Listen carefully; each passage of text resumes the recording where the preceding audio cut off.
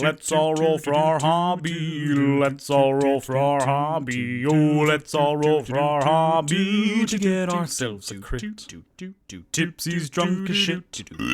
Onyx loves to hit. Ooh, Rock's magic is handy. Toot Toot's music is dandy. So let's all roll for our hobby to get ourselves a crit. Let's all roll for our hobby to get ourselves a crit.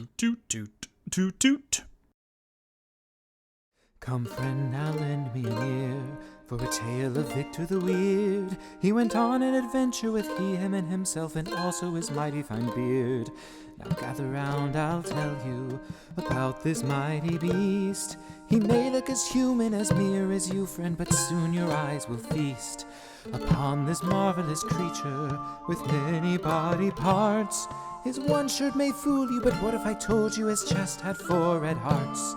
One mouth but 1,000 voices, one mind and limited choices. 2 handsome dice, 2 handsome dice. The audience rejoices. He's going to play D&D with him, himself, and he. Those are his pronouns, it's really profound. It's time for D&Me, featuring Victor and Victor and Victor, and Victor and Victor and Victor, and Victor and Victor and Victor and Victor and Victor and Victor. One knows who knows how many repeats. So come and sit down in an empty seat. It's time for D&Me.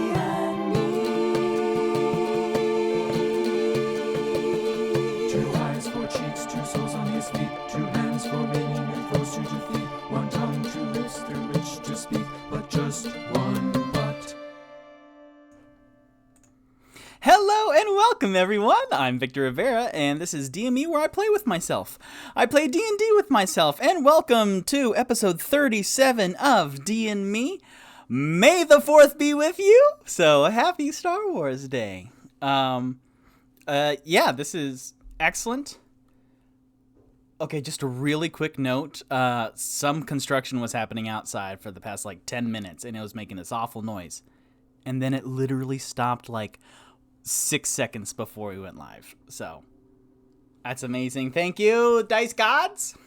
So, hello. Yes, welcome. May the 4th be with you. As you can see here, yesterday we did some art for the D and Artistry. So, Tipsy is Grogu with Waddles as a one-eyed frog that he keeps putting in his mouth. And then Toot Toot down here is Max Rebo, the blue elephant of the Max Rebo band, who is very warty and wrinkly, and boy howdy, he was unpleasant to work on last night as we were wrapping up. So we did these yesterday for D and Artistry, and you can find them now on the Redbubble on the Convex Crimson. So you can get stickers and pins of these. We had a little trouble with Grogu, so we can't call him Grogu or Baby Yoda or the child, so it's Adolescent Alien. There you go. The theme song was produced and performed by Bradley Owens. You can find them at Bradley Ovens, Bread Ley, on Instagram. And speaking of Star Wars, okay, so yeah, yesterday for D and Artistry, I thought about Tipsy as Adolescent Alien, and then Onyx as a male Twi'lek, which is the dancers with the tentacles, because he has dreadlocks and the braided beard. So that was fun. I didn't do him as that, or Rock as a Jedi with a purple Mace Windu lightsaber, but then I did Toot Toot as Max Rebo. So Yoof. And he's not great to look at, but I mean, it's very accurate, but you don't stare at him long in the movies. But all right. Speaking of Star Wars Day, there is a Star Wars role-playing game by Fantastic Flight Games, and if I had a dozen brain cells this past week, then I would have tried to put something together, but I didn't, so I didn't. But when I do play, so maybe next year, but when I do play, I have thought about my bespoke Star Wars character. So one of the jokes that I have is that everyone wants the Victor Dick or the VD, so the bespoke droid will be called VD69. Wait, it's actually what? So Yeah, maybe next year. All right, let's do some Dean research after the fact. I have a lot of these because episode 36, I was flying by the seat of my pants and I threw out a couple references, so I decided to do a deep dive, which I always love doing. One. So, Tipsy climbed up onto a roof and did a poor acrobatics roll from jumping from one roof to the next, and I said it was like that Tom Cruise moment. It happened in Mission Impossible 6 Fallout, where Tom Cruise, yes, indeed. Okay, so he ran from one rooftop and then slammed into the edge of another one, and he actually tried to stick out his foot to help soften the blow, but you can see it in the YouTube clip. He instantly knew that his foot was broken, but he continued the shot. He climbed up and hobbled away. It's not great to look at, just like my Toot Toot Max Rebo. You can YouTube it. Yeah, he broke his foot right there on film. So that Tipsy didn't break his foot, but it was kind of that vibe. All right, next, I was talking about Rock's little nose glasses, and this is them. It's PINCE-NEZ, which is French word. You can pronounce it pince-nez or pasny, or the plural, pasny. It is a style of glasses that are supported without earpieces by pinching the bridge of the nose. The name comes from the French, which makes sense why it isn't pince-nez. Pincer, to pinch, and then ne, which is nose. Although pince-nez, pince-nez were used in Europe since the late 14th century. Modern ones appeared in the 1840s and reached their peak popularity around 1880 to 1900 because they did not always stay on the nose when placed, and because of the stigma sometimes attached to constant wearing of eyeglasses. Pince-nez were often connected to a wearer's clothing or ear via a suspension chain, cord, or ribbon so that they could be easily removed and not lost. Oh, fashion. This is exactly what I wanted. So those are Rock's glasses. All right, get out of here. And then my last little bit of Dean research after the fact. We came up with a couple names for some death metal band names. And I was wondering if there's a font generator. I looked it up, and there's like a dozen different kinds of like drippy, scratchy fonts that you can download and then make your own. But I found this website called Placeit. So I made a couple. This is Parking Lot Drinking Horn. Again, made with Placeit. And then this is Ice Tub Kidney Bath. So those are both pretty good. I would wholly avoid those CDs in a music store. So I thought that was fun. Again, Parking Lot Drinking Horn and Ice Tub Kidney Bath. Hello, water deep, we are Ice Tub Kidney Bath. Victor, don't do that right before you talk for 2 hours. All right, so that's a whole bunch of fun. And then, okay, last episode. Was it last episode? A couple episodes ago. I don't remember. I did an unboxing of 2 books and then a Redbubble stickers in an envelope. I know Rock and Onyx unboxed, but I don't remember if it was Tipsy or Toot Toot.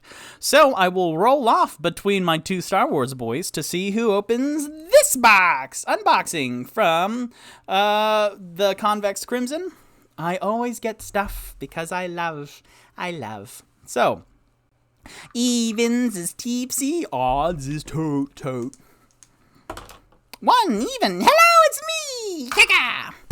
Ha, give me that. Fragile, that might be French, like Nepal, which is what they named them goofy glasses that somebody's got. Yeah.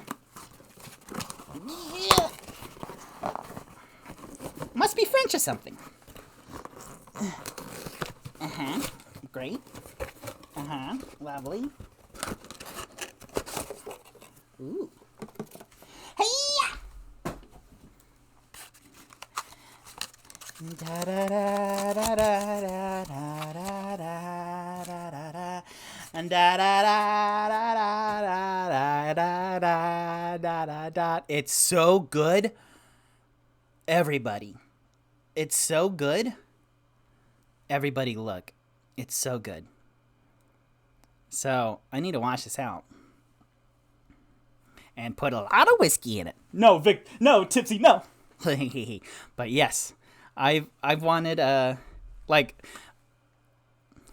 this is Victor. Hey, what's up? I had this saving through a water bottle that I had since episode 13 that my sister gave me. But I've always wanted to have like a D&Me mug to drink out of. So that's awesome. I will definitely be washing this for next week. Nice mug! Yeah! So that's great. I'll put this over here somewhere. But, yay! To drink my Taurus Crimson or my Monster Manual Mana or my Watto. So,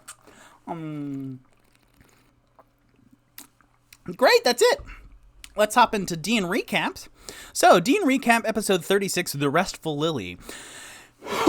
And I wrote this down to help me. So, thanks, Past Victor. You're welcome, Future Victor. Hey, Past Victor. Nice to see you for the first time in this series.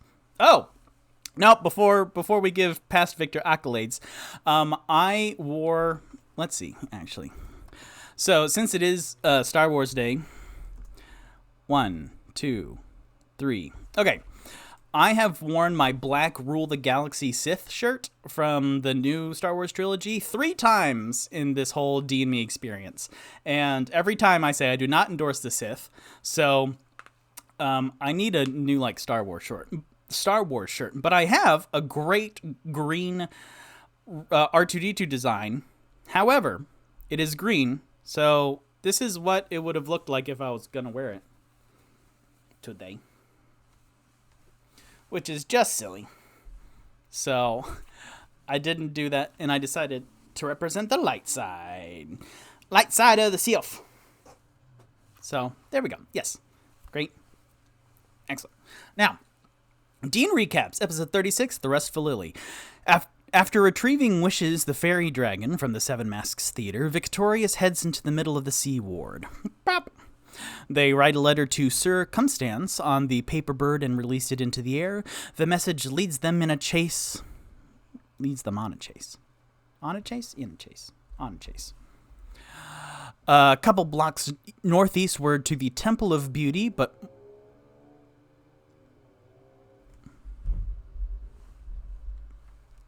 The message leads them on a chase a couple blocks northeastward to the Temple of Beauty, but more specifically to a mysterious book embedded into a blank wall. The book, titled The Price of Beauty, is a collection is an adventure chosen out of the Dungeons & Dragons Candlekeep Mysteries anthology collection, where, in the purest form of dramatic irony, I, Victor, have not read any of the rooms or challenges therein. We're going into the next few adventures completely blind.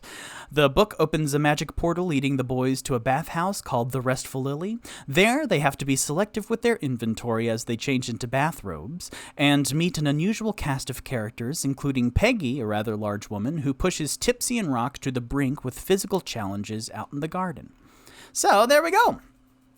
R2-D2 used an invisibility t-shirt. And then my mom, Dodie or something, subscribed at tier 1 for 4 months. Currently on a 4-month streak. Yay! Thank you so much. I really appreciate all y'all's support. Yee. Awesome. Well, let's get into it. Let's see.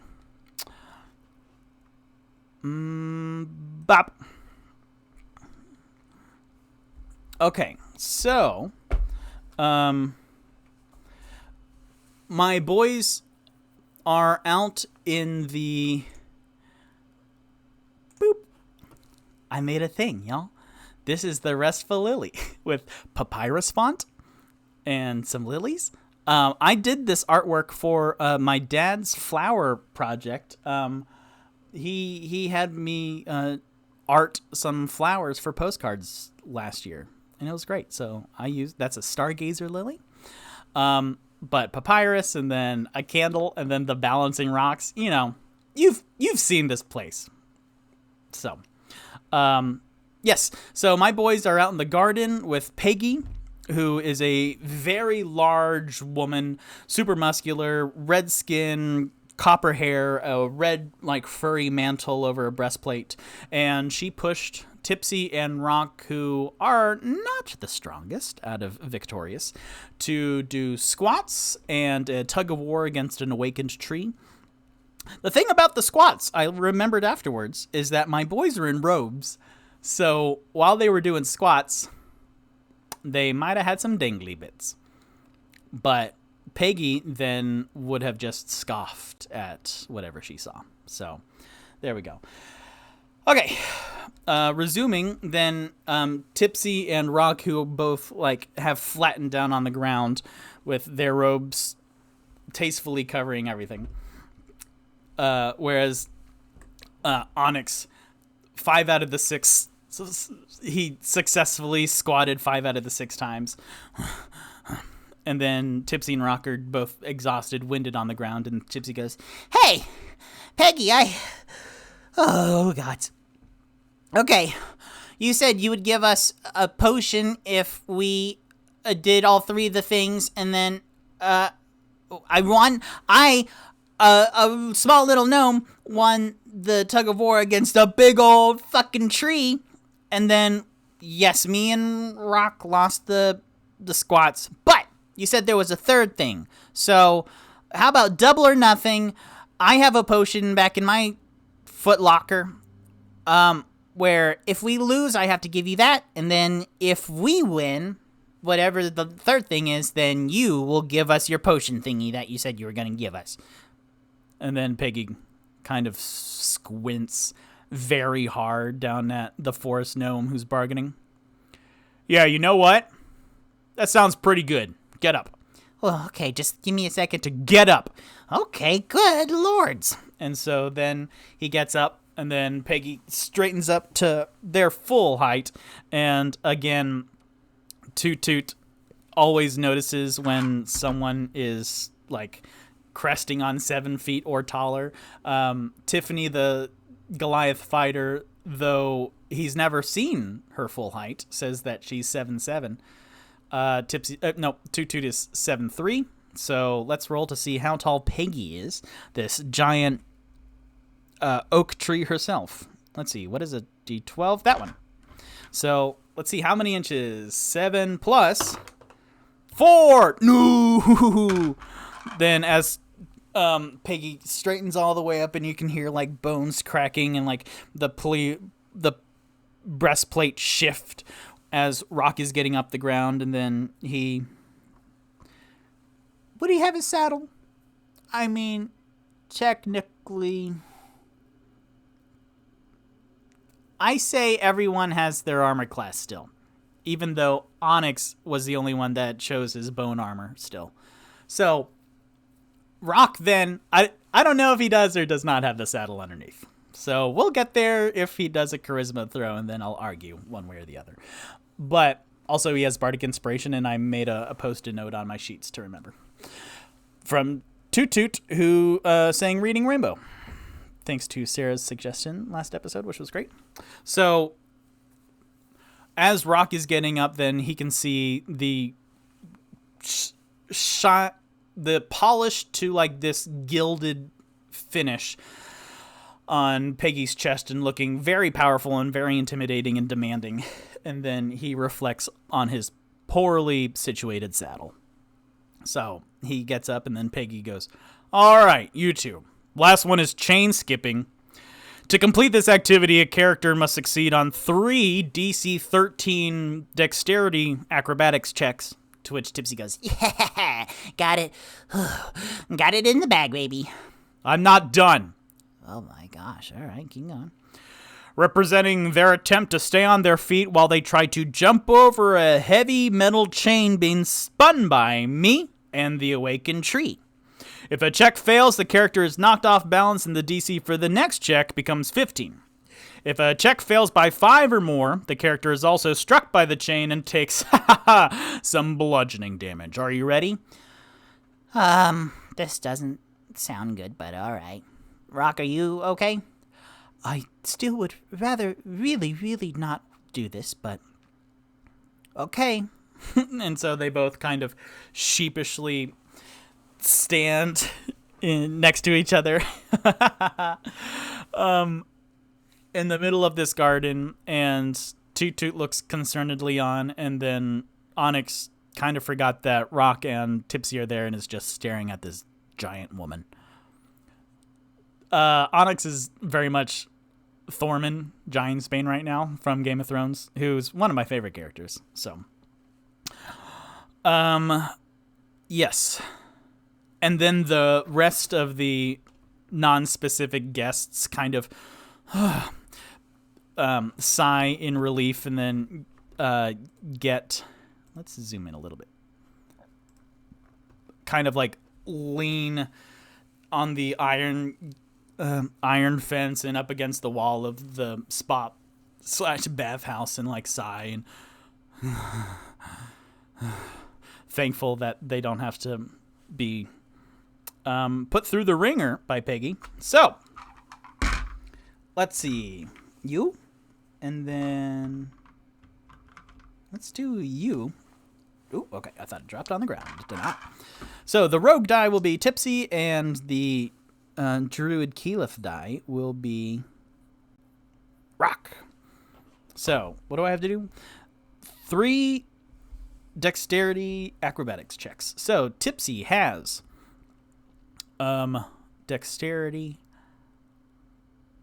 His acrobatics is +10, so Tipsy needs to roll 3 or better on these 3. Rock, what's your dexterity? Rock has a Bardic Inspiration. Thank you, post-it note. Rock's acrobatics is +2, so he needs to roll an 11 or better for these 3. So, Peggy goes, all right, go! And then Tipsy, ah! And then Rock, oh, what's you? And then, well, hold on.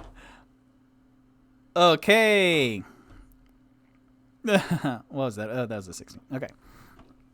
So, as both of them jump, then the heavy chain, you can hear slow motion twirl through the air, very Ghost Rider, and then Tipsy almost anime with a 16 plus 6, so with the 26, and then he flies up in the air,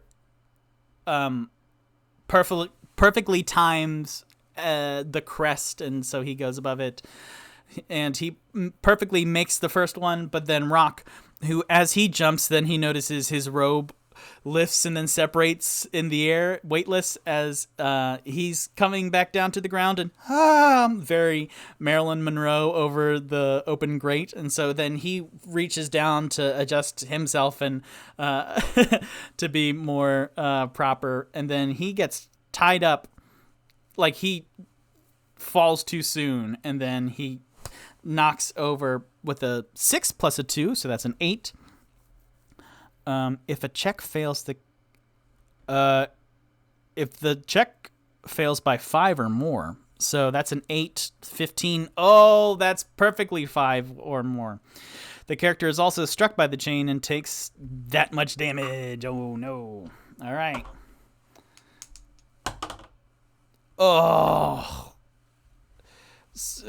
boy, fart. God damn it, Rock. So, it's 2d6 damage. The first one is a 5. Oh, Rock doesn't have a lot left. Okay. As a reminder, Rock has 9 hit points, and now he is down to 4 hit points. So, the second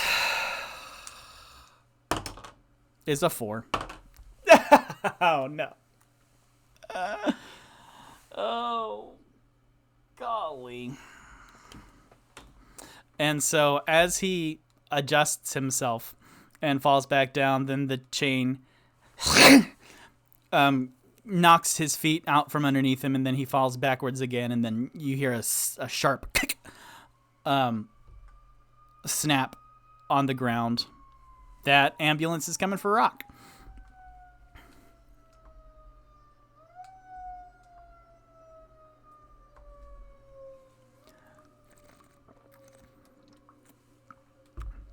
So, oof.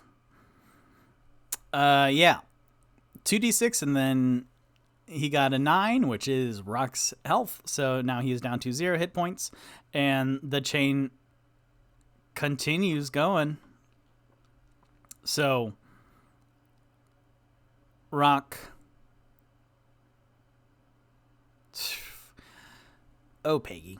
So Rock, like, cracks his head on the ground, and then you hear nothing, and then ah! As he goes up to 1 hit point because of his half-orc relentless endurance, which he's used too many times, where instead of getting knocked unconscious, he goes back to 1 hit point, but the chain still goes. So I would say with Tipsy's 26 dexterity, so he jumped and then timed everything so perfectly, so he has a full round to do something to help Rock get out of the way. I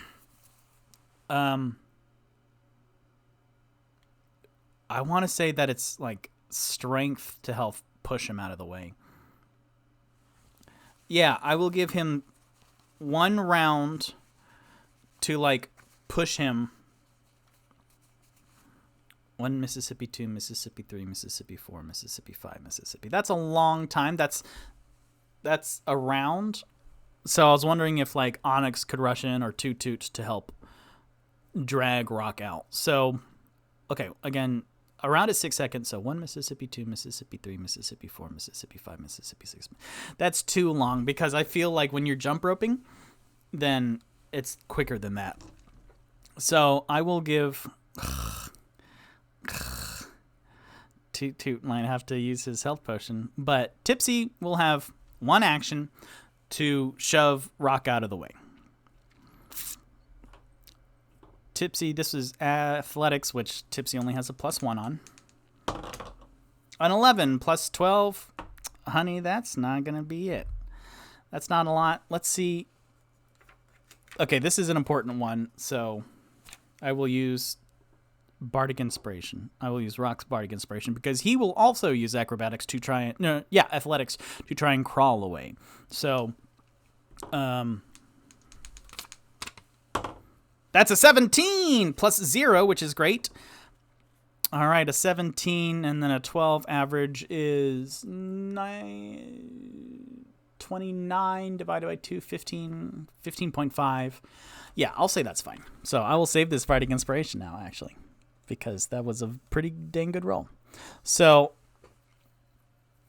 as Tipsy jumps up and then perfectly lands, then Rock gets tripped up by the giant heavy metal chain and then falls, and then Tipsy like grabs him by like this collar of his robe and then starts tugging, and then Rock, getting the hint after he like comes to from relentless endurance, then he quickly crawls away to a dazed Onyx who looks down. Oh, hey, Rock. Good job. And then Toot Toot. Oh, good lord. And then Toot Toot bends down. And then, oh, man. He last used one of his spells to cure wounds on Tipsy. So as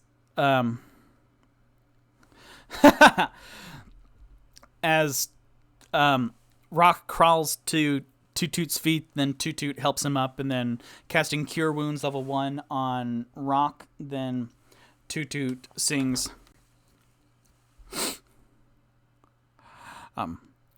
jump around, jump up, and get down. Jump, jump, jump, jump. To kind of Rock, but more Tipsy now. So you hear this barrel-chested cackle from Peggy as she whips the chain for a second round. An 8 plus 10. Yeah, 18 beats that 13. So Tipsy jumps up again. Boy, yeah, he might be able to make all of these. Well, a lot better than the athletic squats that he had to do. So Tipsy, that's not very nice, and then jumps perfectly timed again, and then falls back down, and then Peggy, seeing this quick little forest gnome who she thought was super weak. So it's a little frustrating to her now that he's outmaneuvering her.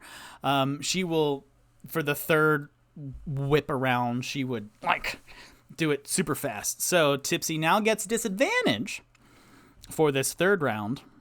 But again, Tipsy has a 10 plus 10 acrobatics. So unless he rolls a 2 or lower, only 2 numbers can he not succeed. That is a 4. Woof. And then disadvantage. That's a 13. Great. And so then with Peggy whipping it around even closer, then Tipsy falling from his 18. Right? He had an 18, I think. Then he lands and then just barely manages to get up as the chain like cracks around. And a triumphant yelp from Tipsy as he then scatters away from the heavy chain, and then a frustrated "ow" from Peggy as then the chain kind of like rests down on the ground and the awakened tree is staring down at Tipsy as he... Okay. So I won that, right? Everyone can see that I won that round. So I get the potion, and I don't have to give you my potion, right? And then he looks over to all the guests who are like slowly waving their arms in the air. And then looks over to Victorious, and Tutu goes, yeah. And then Rock, oh, I didn't even roll for how much health Rock gets back from Tutu's Cure Wounds. Magic. I have everything down to a science now, man. It's great. Cure Wounds is 1d8 plus 3. 1d8. Make it good. 6. So 9. He gets all of his health back. Great. Jump up, and get down. Jump. Let's see. I have a specific... There you are. I have a dry erase marker eraser that I don't really use because every time I need to erase something, it's an episode later and it had a week to dry. So, perfect. Oh, that's just beautiful. Y'all, this is great. Thank you for joining me while I play with myself. Playing with myself in robes. In revealing robes. So, then, Tipsy, yeah, all right. Give me the thing, please. I think we've more than paid for it. Money-wise, of getting in here, and pain-wise. Is this supposed to be a spa? This isn't relaxing. And then Onyx goes, wow, that's pretty great. So, let's see. Does it say... Excuse me.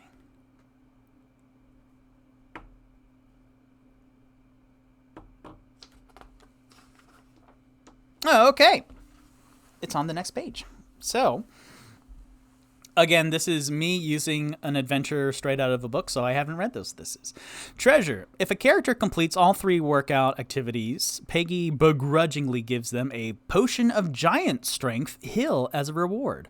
If more than one character completes all 3 activities...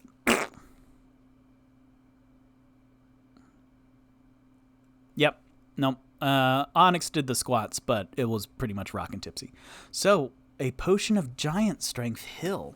Well, let's check out what that is. I have, in my resources, I have a list of all the spells, of all of the monsters, and then a list of all the items. So, a potion of giant strength is on page 187 of the Dungeon Master Guide. So, let me bring that up real quick.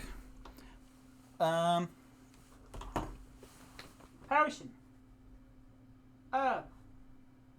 Heal giant strength. 187. Okay. Dungeon Master Guide. Isn't this cute? My little border. Took me a while to get it, but okay. Potion of Hill Giant Strength. Strength 21. Uncommon rare.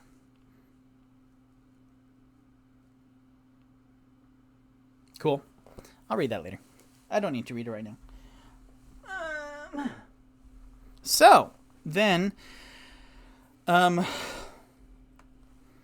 Peggy goes, yeah, you're welcome. And throws this stout bottle with like this brown, gray, really thick liquid right at Tipsy's head, who has to roll to catch it with a dexterity saving throw.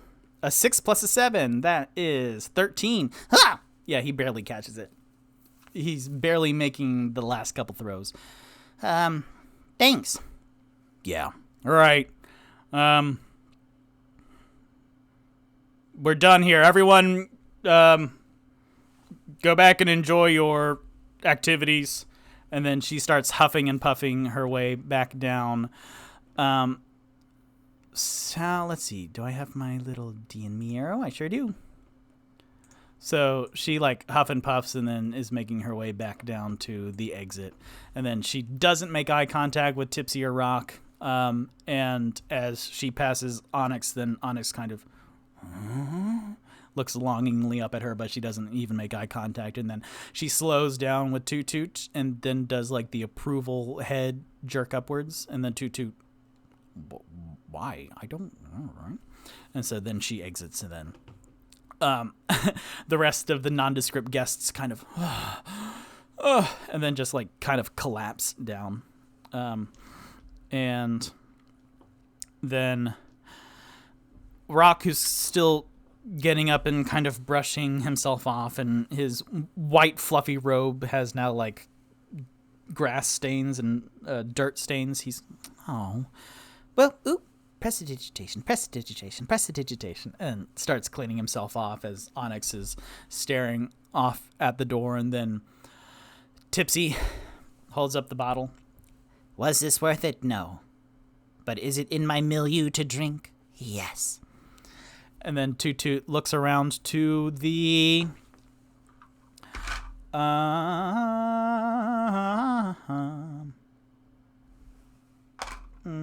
yeah. He looks around to the nondescript guests and he goes, excuse me, everyone. Is anyone here of nobility that I have a question about money and how to handle my finances. And he looks around. Let's see, what would this be? Persuasion? Perception? Let's do a perception. So 15 plus 3, 18. Then all of these kind of CGI created just random NPCs all like they collapse on the ground or are taking like a real break, and he's just met by a wave of indifferent non-vocal and he goes, okay, so gentlemen, it doesn't seem like our friend is here. Shall we continue on? And then Rock, yes, the bathhouses, the actual spa sounds really good. After this not quite enjoyable experience, so should we head over there or should we do the lounge? Tipsy votes for, hey, I'd say the lounge because we can always soak afterwards everything in the tubs. So that's one vote for the baths, one vote for the lounge. Onyx doesn't care. And then Toot Toot, all right, I have to be the tiebreaker. Let's do the lounge because yeah, I feel that the baths would be a good place. Oh, I don't know. Let me roll for it. So bath is even, lounge is odd. 13, odd, lounge, great. So then they exit out. Ooh, I guess I could do a D&Me arrow right here on the map, but that's too easy. So They exit out this way and then go across the hall to, I think it's T3. Yes. So, let me boop, boop, and then do a little bit of this, a little bit of that, a little bit of this. And again, this is my first time seeing the rooms, so, like, right now I'm just deleting the black covering for revealing the next room, but I'm not looking ahead. I am just, as quickly as I can, boop, figuring this out. So they enter through this door and then are met with large cushioned chairs are set around this open space. Calming music fills the air, which Toot Toot notices. Oh, great. Which carries a floral scent. A bar takes up one corner of the room, which Tipsy notices. Alongside shelves of expensive wines and spirits, Tipsy especially notices, and baskets of fresh fruit. Tipsy does not give one shit.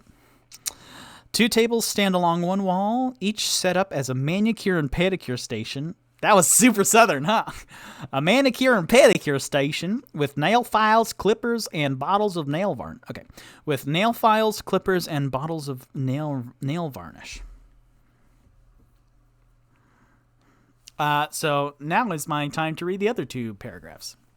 Silently to myself.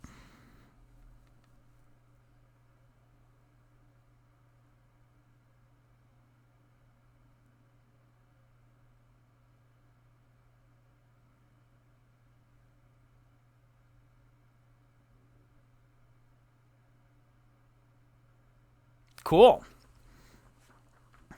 And that's super convenient, the southern that I just did, because then as they enter, they see the inanimate objects around the room, but also Sayeth, who was the very tall, let's roll for how tall is he? He's so tall. Let's do a 6 though. Okay, so he's only 6'1", which is taller than everyone except Tutu. Rock is 5'11". So everyone sees it's great. So they all enter through this door. They see the bar. They see a couple people sitting at the bar stools, 1 or 2 on the chairs, and then on the couches. And they see over here Sayeth bending over, whispering into the ear of a slender moon elf with smooth black hair and sparkly sapphire eyes. So she's sitting in this chair, facing the entranceway, and then as my boys enter, then she straightens up. Well, my, here they are speak of the devils. She turns to Sayeth, who straightens up. Thank you very much, Sayeth. You can return back to your post. Come on in. Welcome. Make yourselves at home. I'm Morgana, so just have a seat. I heard a little bit about you. She points to the forest gnome, who looks apprehensively. And then she goes, I heard you like to drink. Well, guess what? We have drinks. And then she gestures to her left to one of the 2 employees who's just behind the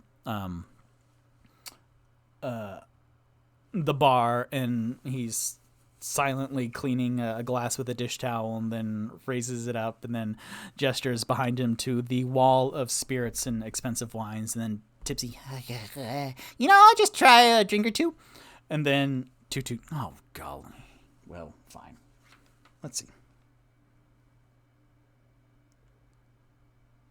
How much is... Okay, it says for relaxing at the Restful Lily, meals cost 5 silver pieces, and the lounge offers a wide range of beverages. That says to me that the drinks are not included in the admission price. So Tipsy will have to pay. And we'll do a roll to see how much he drinks because they're on a mission and Tipsy should know better. Should in italics and all caps. So there, and then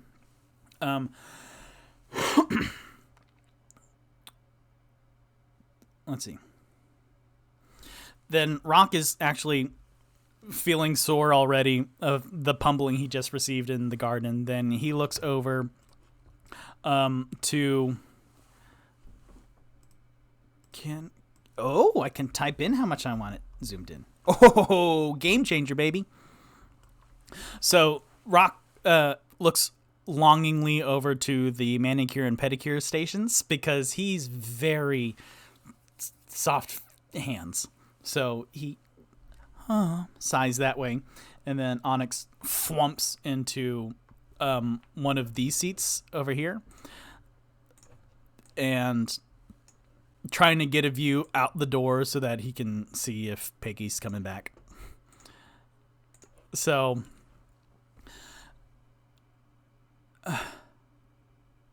Toot Toot's standing in the middle and then see his 3 friends kind of disperse.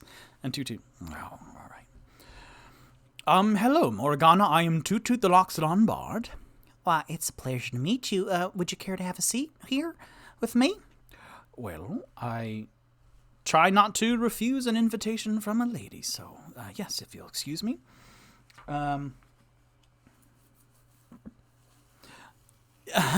And as Toot Toot approaches the table, then Saeth walks past him, and Saeth, 6'1", is taller than the 5'11" half-orc, the 5'1" dwarf, which is tall for a dwarf, and then the definitely the 2'10" forest gnome.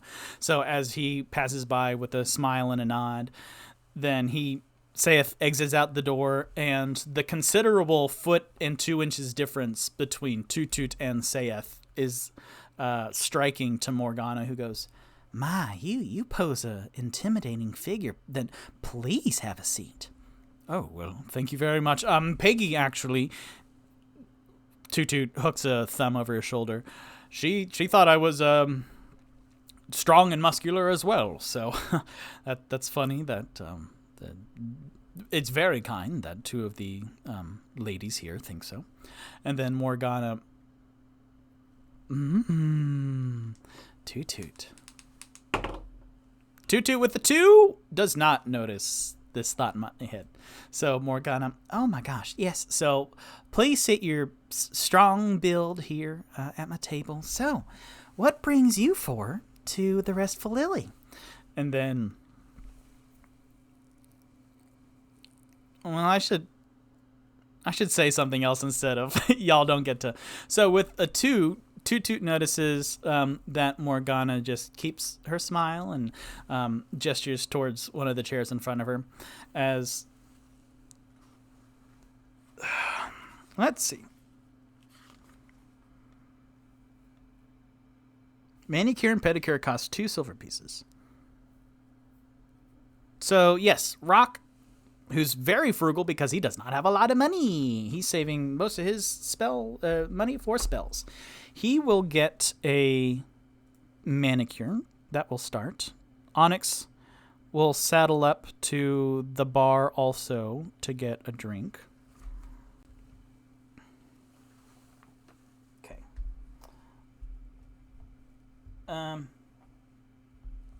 Okay, how do I do this? Okay. No, even better. Even better.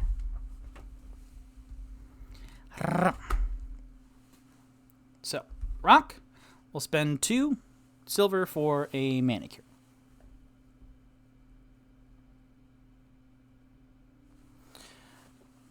Tipsy and Onyx will get drinks, but Toot Toot sits down first.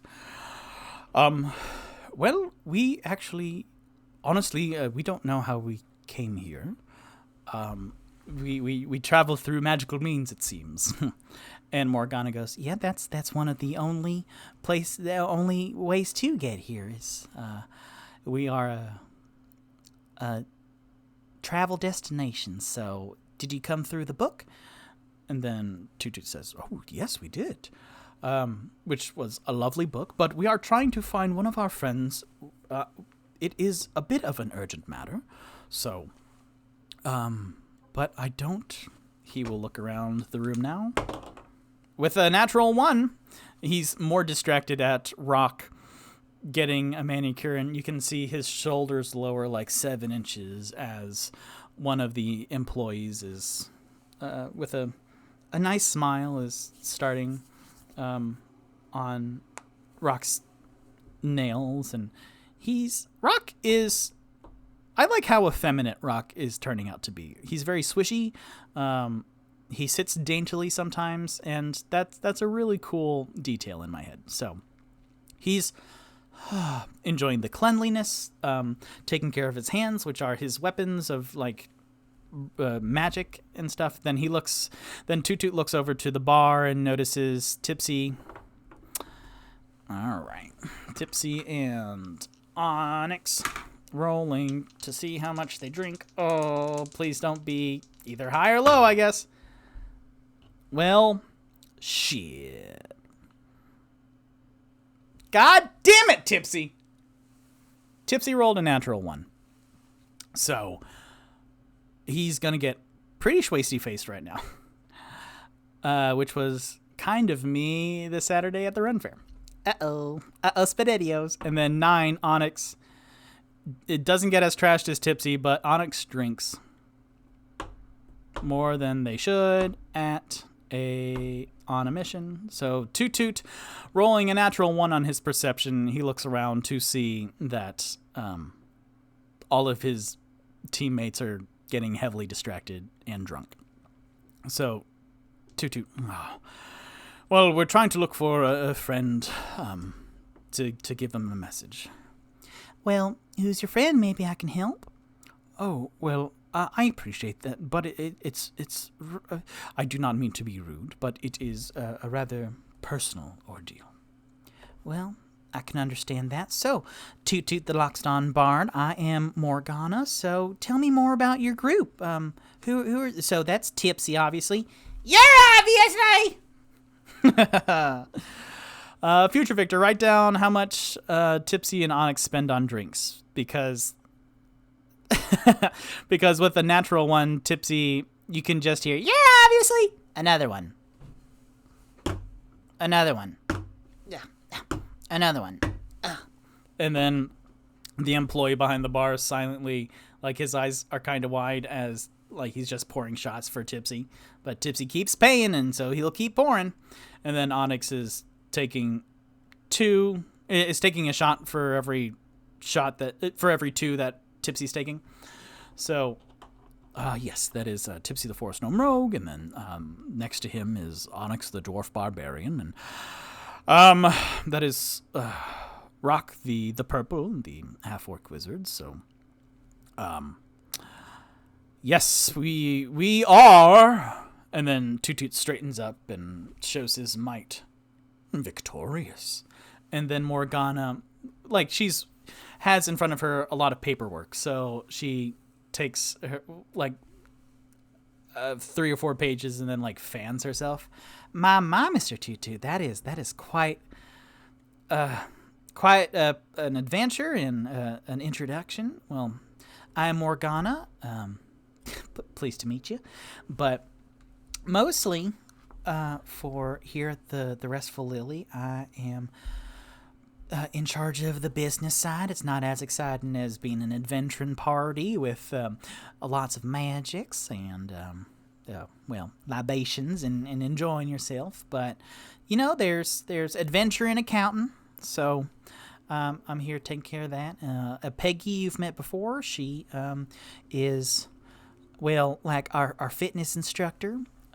She does the physical stuff, like leading. If you care for it, then we have a pool, and she does some water aerobics that are quite tough, I'll say. I've seen a lot of people try it. And I just figured that people come here for resting and relaxation. So the fact that she pushes them all, that's, not exactly what I would enjoy at a bathhouse. If I was just running this by myself, then I would focus just more on meditation and mindfulness. But as a third part-time owner of the Restful Lily, then I have to occasionally share. So, anyways, tell me more about your adventures and stuff. And then Toot Toot brightens up because now is a chance for him to tell stories. So, Toot Toot with a performance roll. A delicious performance roll. He got a 1. God damn it. So he goes, and then he changed. Another. Yeah, another. And then he hears that coming from his right, and then, Paige is remarkable because she and I'm actually trying to learn Draconic and Sylvan, so that's linguistical challenge. And from his left, and Toot Toot. Well, we recently fought a pig, and we're helping for looking for people, anywhere, and I've done some not great songs, actually, now that I come to think of it.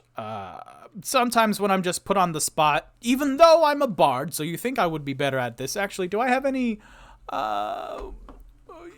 magic for me right now in this moment? Because I'm floundering a little bit.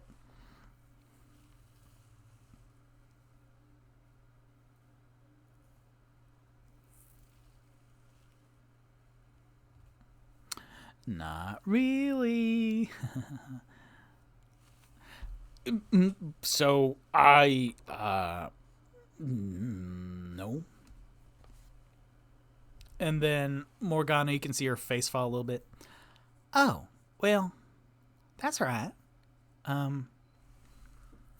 But you're here looking for people, so stay as long as you want. We have overnight accommodations.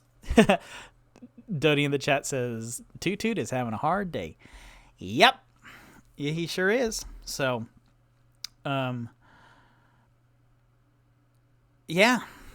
So, after not really explaining a lot, then Morgana kind of moves on. Yep. So, again, me and Peggy are only 2 out of the 3 owners. So, if you happen to be around for a little bit while longer, you can meet Auntie Warmheart, and she's, just a dear. So, but make yourself. So, do you want a drink, Toot Toot? I see you that you're a little bit flustered and red in the face a little bit. So, oh no, I'm fine. I don't drink all that much. Well, it looks like your friends are drinking enough for you. Yeah. Yeah.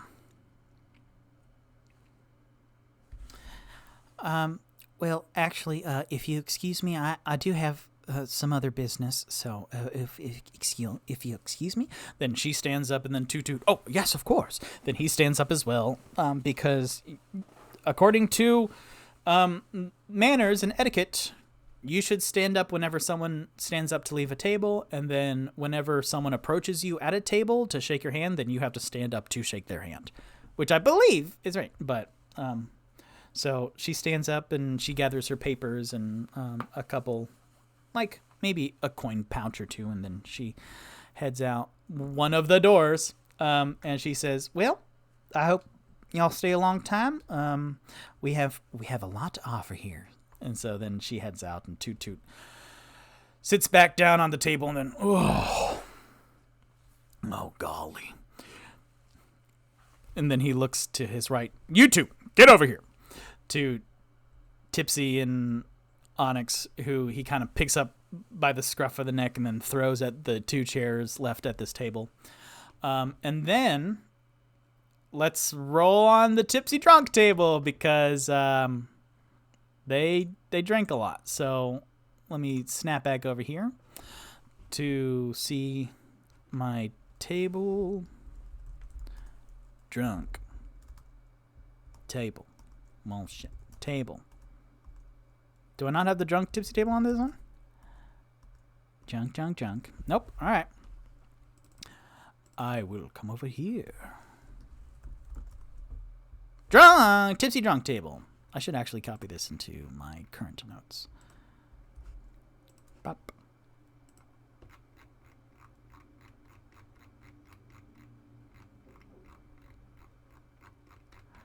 Scrolling. Da da da da da da da da da da da da da da da da. What's that song? Rowing over the hills. What is that song?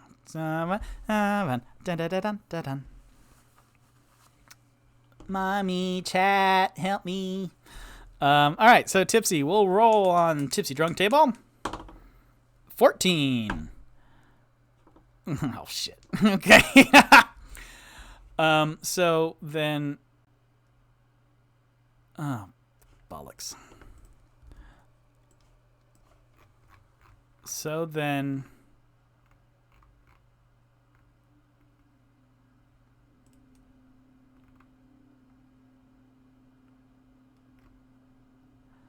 Sailing over the hills and snow.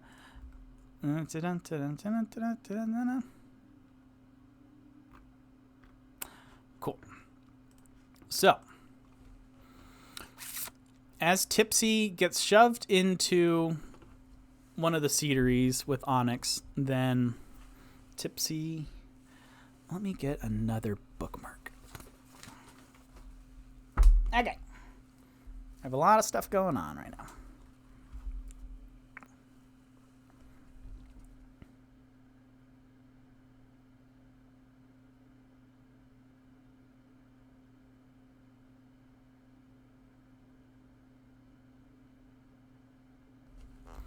now. Okay.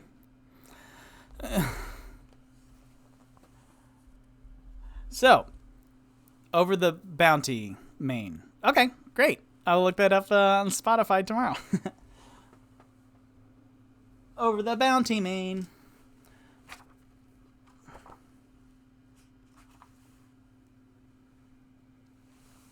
Cool. So, Toot Toot shoves Tipsy and Onyx down at the chair, and then you hear over the left Rock going, and, you know, I could have used shield or mage armor. I just need to pay more attention. And I have this Bardic Inspiration. Do you know Bardic Inspiration? As he's just gabbing on to a politely nodding employee who looks as nondescript as all the other employees and all the other guests. So then Toot Toot sits down. Okay.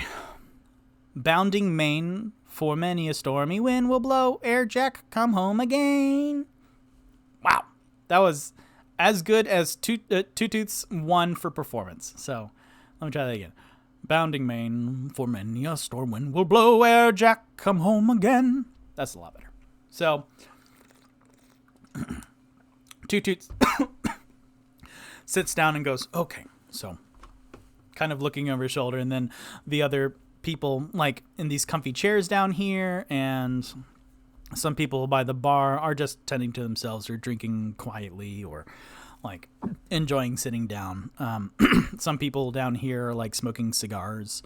And Tutu goes, so we are here. He says hushed and quietly to the two drinking members, to find circumstance to tell him, oh, could we do a paper bird here? Oh, but that might be distracting for, like, a paper bird, like origami, to flutter around in the various rooms. No, I think we need to find him, but we can't find him because he's a shapeshifter doppelganger, so he could be any of these people. I don't think he's any of the ones, or should we say something like a qualifier? Oh, I should have gotten my, God damn it. I should have gotten my doppelganger coin out of my... Okay, so Tipsy, we might go back to my footlocker to get my coin, the doppelganger, like, identifying coin, the dragon with the purple opal in it, so that we could, like, show that off. I could put that around my necklace so that I could wear it and go, hey, do you like my necklace? And then people would automatically, yes, so that's a great plan. Tipsy, I didn't know you smoked. For Tipsy brings out this old, is it scrimshaw pipe? This old scrimshaw pipe, which is like this kind of white ivory handle, pipe, like head of it, and then curves back is like this gnarled, twisted piece of wood handle with a little mouthpiece. And then Tipsy goes, Oh, yes, I do. I smoke occasionally. Like, for example, now. Tipsy, you brought your tinderbox. Nope, I'm tipsy. Yeah, as evident by the fact of the evidence one. Exhibit A, me. and then he lets out a huge burp. And toot, like, oh, come on, people don't do that. People would, like, not enjoy that on their relaxations here. But Tipsy goes, yeah, well, Exhibit A, do you have the tinderbox? Yes, I have the tinderbox. We should say everything that we brought, so that we all know what we have, so that we don't have to ask. And so then Tipsy, Onyx, and Toot all share what they have. Toot walks over to Rock, who's just having the time of his life getting nails. Like, he keeps his nails short, but now they're just being cleaned and the cuticles are being scraped off, and just really nice manicure for 2 silver, which is $20. And then Rock tells all of what they have. Oh, Wishes is still on Rock's shoulder, by the way, because I will probably forget that. So Toot comes back. All right. So here's what everyone has. Here's what all the inventories is. So they all share the inventory. And then Tipsy goes, Oh, okay, so you have a tinderbox. Could you give me a light, sir? Yeah, I guess. Here we go.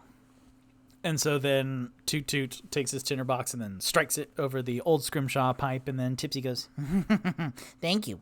Then leans in and then takes a big old puff. And then Tipsy will roll on a table to find out what delinquency this is. 1, 2, 3, 4, 5, 6, 7, 8, 9, 10, 11, 12, 13, 14, 15, 16, 17, 18.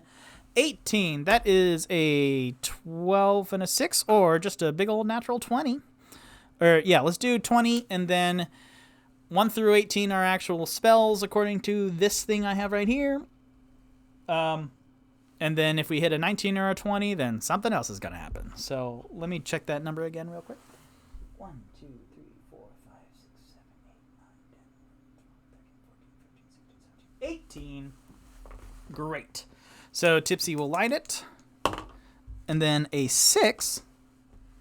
1, 2, 3, 4, 5, 6. Oh, shit. Great. So Tipsy lights it and then takes a big old, like, this blue-gray billowy smoke that has a lot more form to it than just normal disapparition in the air. Like, it forms like these kind of smoke trails and fingers that have a little bit of sentience, and so then work around. Oh, very interesting. So work around kind of Tipsy's head and then go off. I don't know exactly what Fine Traps does, but I'm going to add some flavor to it. Oh, well, okay.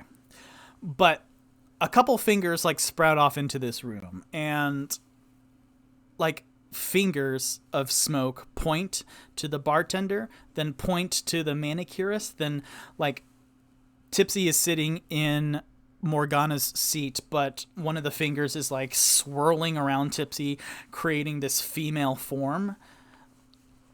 And, like, it's kind of vague, but you can still see that, and Tipsy goes, Wow, this isn't funny. This isn't a practical joke. Because Tipsy rolled a 14 on the drunk table, which is pulling a practical joke. But He actually used the old Scrimshaw pipe. When you smoke it, then it casts a second level druid spell. There are 18 second level druid spells. Tipsy rolled it, and it came out a 6, which is Find Traps. So this will be interesting because Victor doesn't know what traps there are, but Find Traps, second level divination. You sense the presence of any trap within range, which is 120 feet, that is within the line of sight. A trap for the purpose of this spell includes anything that would inflict a sudden or unexpected effect you consider harmful or undesirable, which was specifically intended as such by its creator. Thus, the spell would sense an area affected by the alarm spell, glyph of warding, or mechanical pit trap, but it would not reveal a hidden weakness in the floor, an unstable ceiling, or a hidden sinkhole. This spell merely reveals that a trap is present. You don't learn the location of each trap. Whoopsies! But you do learn the general sense of the danger posed by a trap you sense. Very interesting. So, with that also, okay. All right. Get it out of your system. So the 3 fingers of smoke kind of point at the employees and then circle around, tracing the form of Morgana. But then also 2 more fingers. One goes into, and this is perfect, one goes into the current shot glass that Tipsy is holding. And then with its finger kind of just traces around the inside of the shot glass, and Tipsy goes, "Get out of there! What are you doing? Get out of there!" And then another finger like zooms across to these windows down here at the south, and then like turns into a full palm as it touches each window. So like there are 3 windows, so it pump, pump, pump, and then it disapparates. So all of the fingers have now gone, but they pointed at the employees, and then the drink, and then the windows. So, oh my gosh, that's amazing. That was a very good narrative device. Because Toot went, what was that? And Tipsy goes, I don't fucking know. It was supposed to like do spiky thorns at you or something. So that wasn't a very funny. But, oh well. Ooh, maybe this is like a smoke-infused bourbon now or something. And then Tipsy drinks it. No, it was just regular bourbon. Still very good, though. Maybe a little bit of smoke. As like this little breath comes out with that same blue-gray color. Tipsy goes, I don't know if I can use that pipe again, or if it only does find... Well, would Tipsy know that it's find traps? I don't think so. I'm not going to roll for it because Tipsy doesn't know what spell will come out of the druid pipe.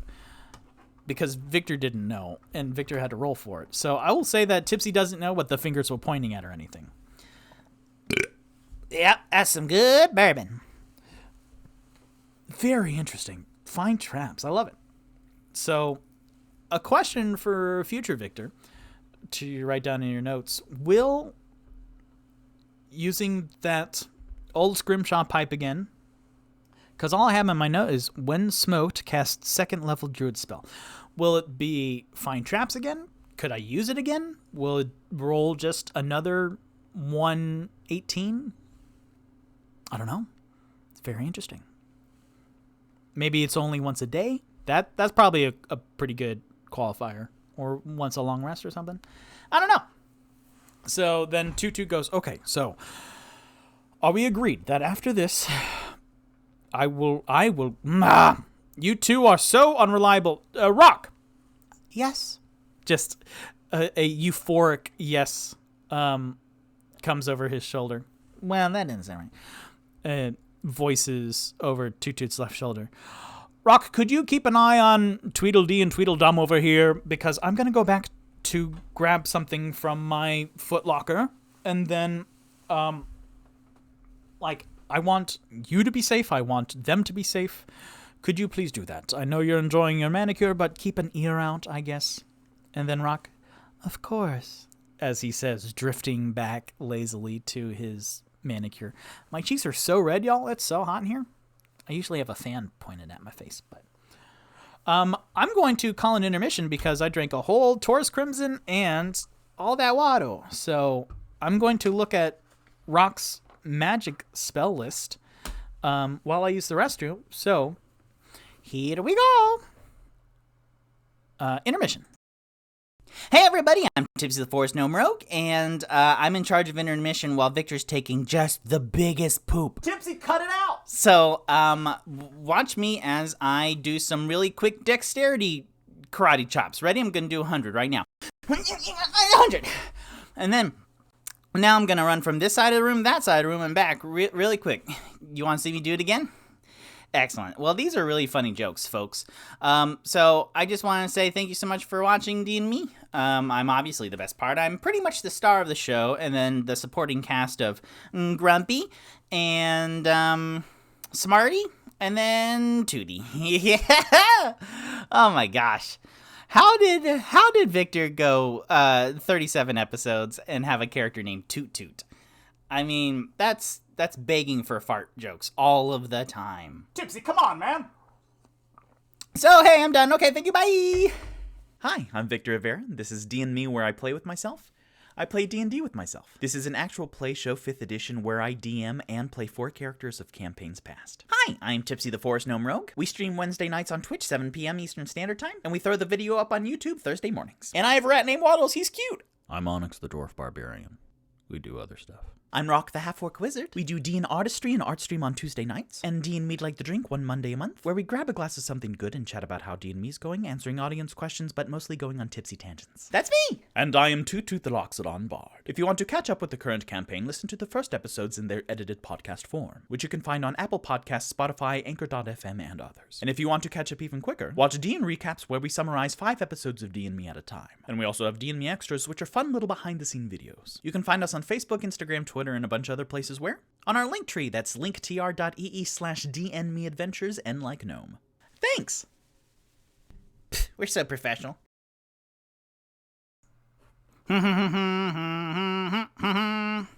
Alright, we're back. I took a look at everyone's spell list, and I have some ideas. So, Toot Toot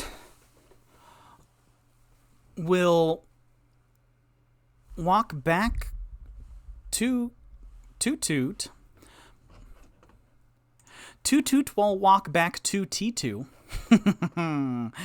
It'll never get any easier. So Toot Toot was in this chair. He will walk across the way, then back. As he heads into T1, then Sayeth is sitting at the front desk, and as Toot Toot kind of curves around, oh, hello, excuse me, then Sayeth turns and watches him as Toot Toot goes. How are you enjoying the Restful Lily so far? Oh, it's quite amazing. I just need to grab something out of my footlocker real quick. Oh, all right. Well, I'll be right here. And as Toot Toot walks this way, oh, should I have the little figurines here? Ooh, that's probably a smart idea. As Toot Toot walks that way, then he like peers over his shoulder as Sayeth is completely turned around in his chair facing Toot Toot, and it's a little unsettling. And then Toot Toot, ha ha ha, hello Sayeth, this place is a little weird. And then Toot Toot goes into stall number 1 and then goes to get the doppelganger coin out of his inventory.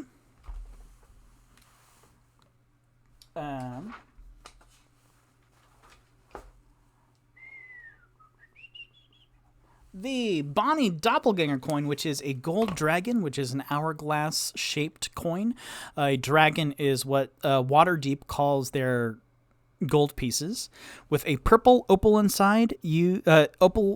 Eye-shaped opal in its center, which is like the calling card for the doppelgangers and shapeshifters from anywhere, as kind of like a Princess Misdirection. Bonnie approves of us and gives us permission and stuff like that. So Toot Toot will come back.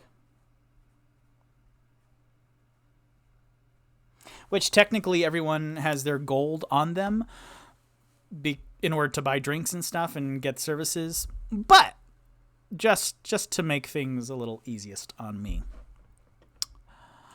I actually do want to add all my boys because I think that will be a very good detail. So let's see. We will have Onyx. We will have Rock. We will have Tipsy. And we will have Toot Toot. Of course, y'all are going to be freaking gigantic. Oh, well. I thought I was getting all of them right then, but...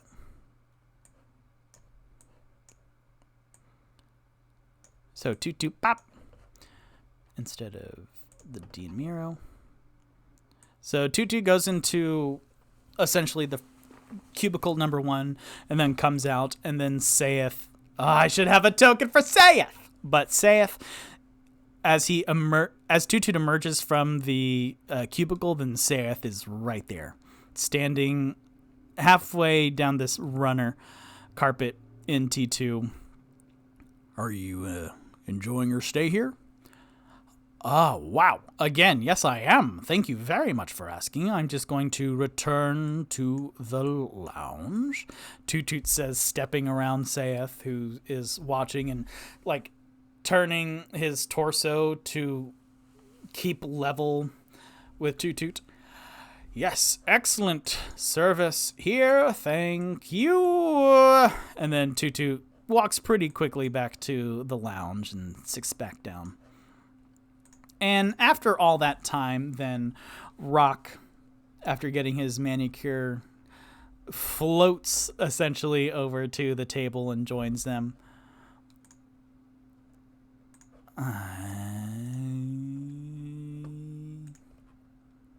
Rock.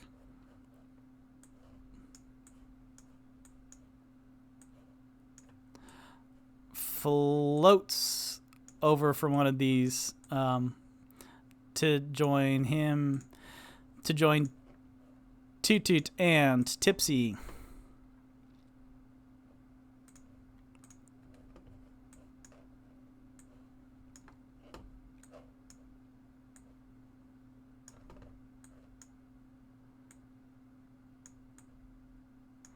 And Onyx. The cool thing about this is that I don't have to do it again.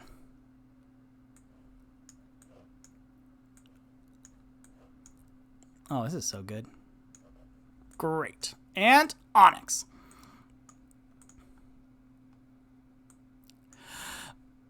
Rock joins them all at the table and goes, oh, I feel so much better. That is more my speed rather than physical activity of the Onyx variety. And Onyx, I liked Peggy. Well, didn't you like, should I say Yagra or Tiffany now? I'm not quite sure if, I just feel so much better. What's going on? Yeah, it's fine. Oh, but yes, I was thinking about it, and the doppelganger key that you just went and retrieved, Toot Toot, I could do minor illusion because I keep forgetting I have useful illusion spells. I could give each one of us the key. No, the coin, and then that will help us maybe, like, if everyone has one. But Tipsy, you also have the minor illusion, don't you? Oh, yeah. And so then Tipsy holds up his shot glass and stares at it, and then blink, bourbon appears in the shot glass. And then he zooms it to his mouth, but then the bourbon stays in the air where the shot glass was. Oh. And so Tipsy, winking one eye really hard to, like, stabilize his double vision, like, moves the shot glass to his face, but the shot of bourbon floating in the air, like, passes through the glass and is, like, barely meeting up. It's passing and they're overlapping. This is hard. Whatever, man. And then Tipsy loses concentration, and then the shot of bourbon, just the liquid floating in the air, blinks out of existence. And Toot Toot, okay, guy, no, Nate, we're on a quest right now. No drinking heavily. You, Onyx. What? I need your strength. I need you to focus. Tipsy, your dexterity came in real clutch with the chain skipping there, but you need to focus. Rock, I really appreciate that you are enjoying yourself here, but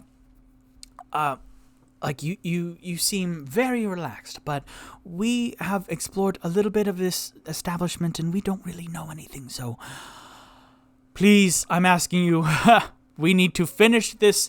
We need to tell Circumstance that there's trouble on the way, and I'm just getting a bad feeling. I have a bad feeling about this. Toot Toot says, and happy Star Wars Day. May the 4th be with you. And everyone goes, Okay, well, it's fine. Hey, it's all right.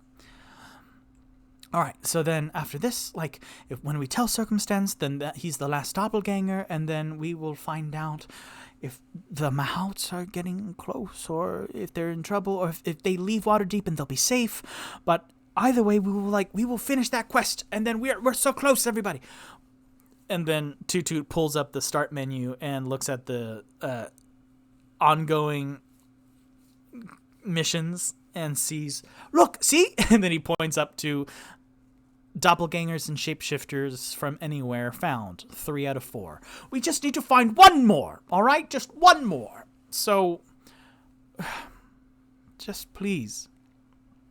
Toot Toot says, in a persuasion attempt for all the other boys, persuasion, that is, okay, an 11 plus 8, so a 19, then even through the inebriated haze that's covering Tipsy. Then Tipsy goes, yeah, you're right, I'm sorry. Hey, I'm sorry that I tried to pull a practical joke on you by smoking that pipe and doing the weird smoke monster thing from Lost, okay? That didn't turn out... What was it even? I am lost. I'm not sure what you're speaking of. See, exactly. He's lost. There's a polar bear. Hey, Onyx, you're a polar bear. Yeah, kind of. Well, technically, polar bear's my spirit totem. Well, let me look at my character sheet.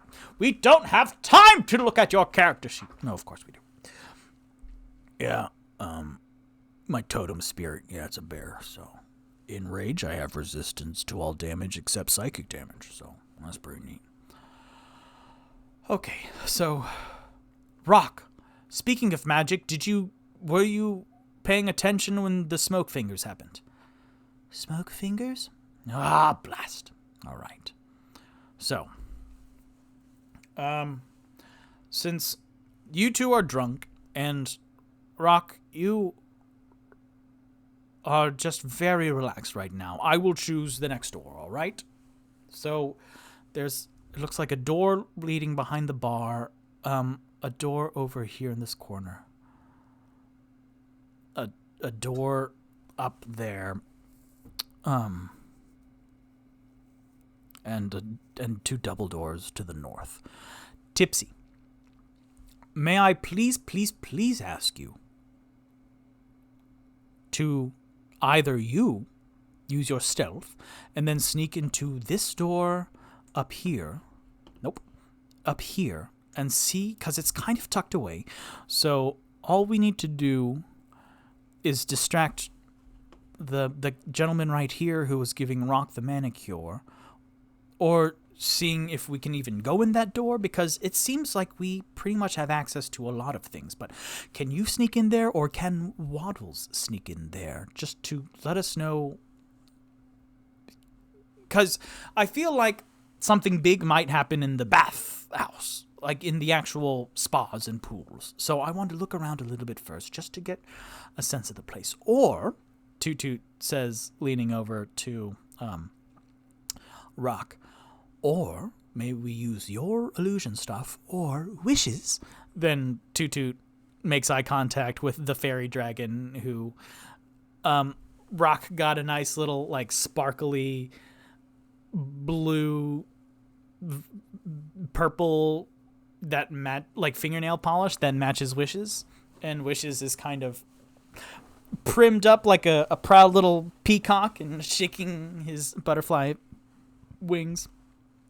Yes. Oh, you look amazing. Could you turn invisible? And perhaps cause some chaos in either of those doors. So, that's a lot of different choices. So let's roll for it. So, 1 will be Tipsy going in. 2 will be Waddles going in. 3 will be Rock going in. And 4 will be Wishes going in. To this door, tucked away. 2. Tipsy goes, you know what? Just give me... Okay, I'm sorry that I drank so much and spent a lot of money.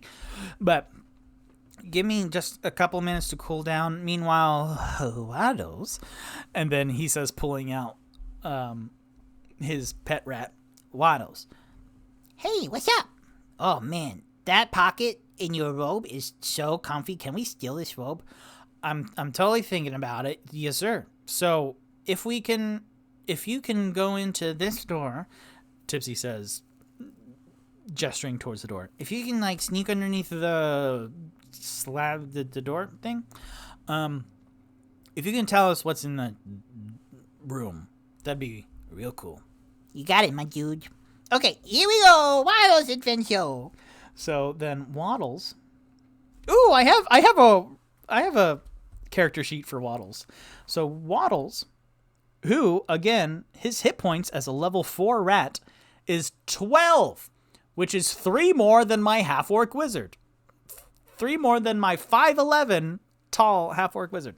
So Waddles will sneak in there. You don't have like advantages on sneak and stuff? The rat has advantage on wisdom perception checks that rely on smell. Well, I need to adjust your sneaking.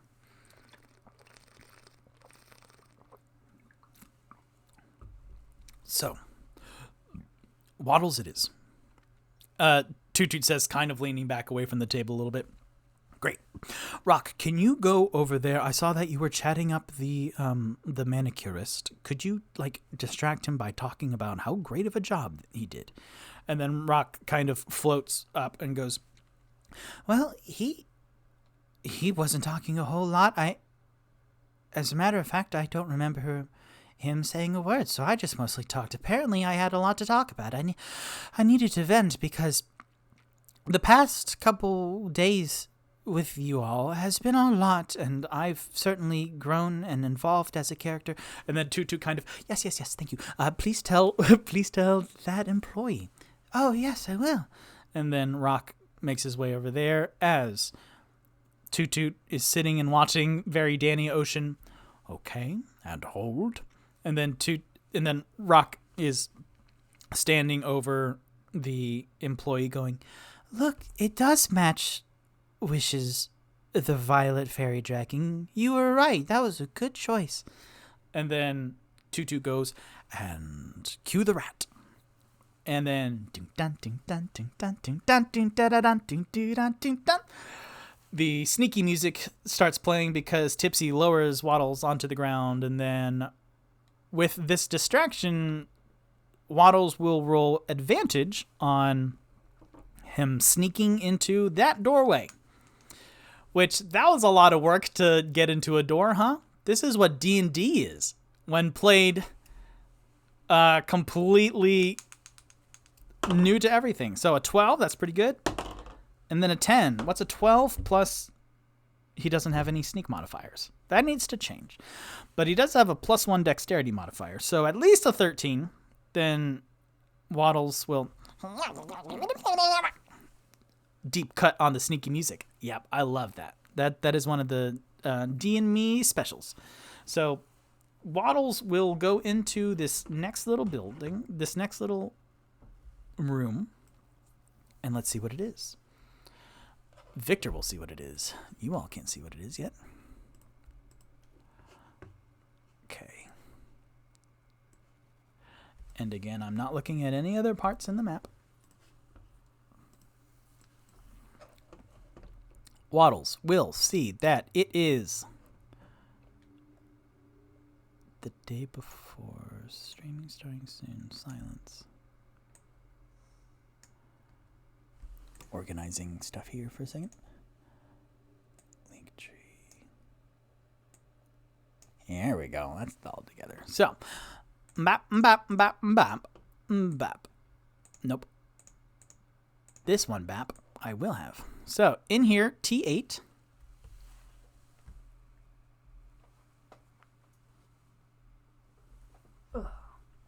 Tutu. No, Tipsy. No, Waddles. Damn it. Waddles. T8 is page 86. T8 is storage. What was that sneaky music? It sounded vaguely Animal Carnival. That is the gnome music from some of the Harry Potter games. Do dat do dat do dat do dat do da da da do do dat do dat. And then sometimes in the first one again, the gnomes were terrifying. The second Harry Potter game, they were hilarious and you could outrun them. But when they catch you, then you lose Bernie Bot's beans, and that was just jarring every single time. It's like, oh God! So, storage. The silk curtained doorway leads to a storage room piled high with crates and items on shelves. Stock supplies for the bathhouse are kept here, including towels, robes, bed linens, bottles, and stores of grains, fruits, nuts, and salted meat.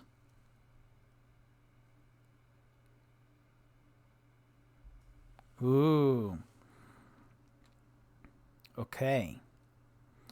As Waddles climbs underneath, then with a 13, which is not quite very sneaky, then he sees this towering figure, whose back is facing the doorway, and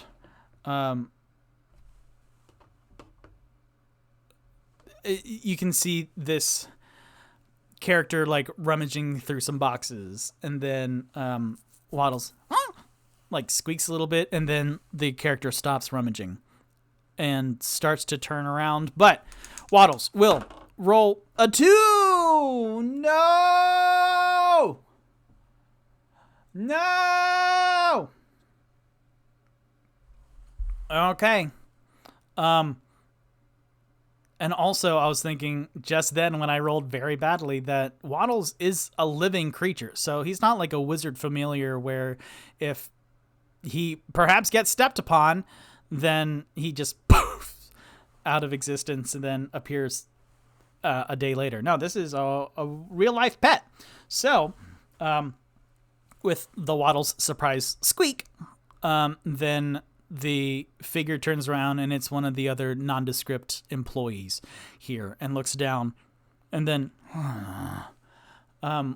looks around to grab something. Let's say it's like a mason jar full of bath salts. Bath salts is the drug, right? I just mean regular ass stuff you not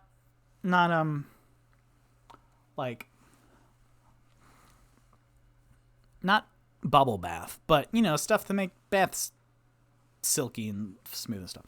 So he grabs one and then bends down to try and catch Waddles, who I will have a dexterity saving throw so that he can run away. A 14. That's great. 14 plus a 1, so that's 15. Oh, but does he have a proficiency bonus? I will say yes. So because Waddles is a level 4 rat, which isn't a thing that exists anywhere else except for D&Me. Well, I guess you can level him up. Scale him up. But then, yes, he will have +1 for his dexterity and then +1 for stealth as a proficiency roll.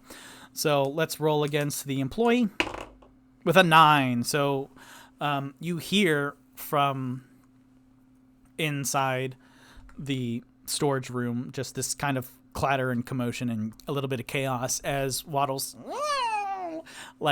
runs around this corner and then comes back to Tipsy. Hey, okay, so it's just a thing with a lot of other really nice robes. So if we can go back in there right at the end and then steal all the robes, then that would be great, because I want to sleep on that instead of like my straw nest that I have on your desk. It's very nice, and then the mouse pad from the Convex Crimson spruces it up a little bit, but I'd much rather sleep on this, what is it, terry cloth?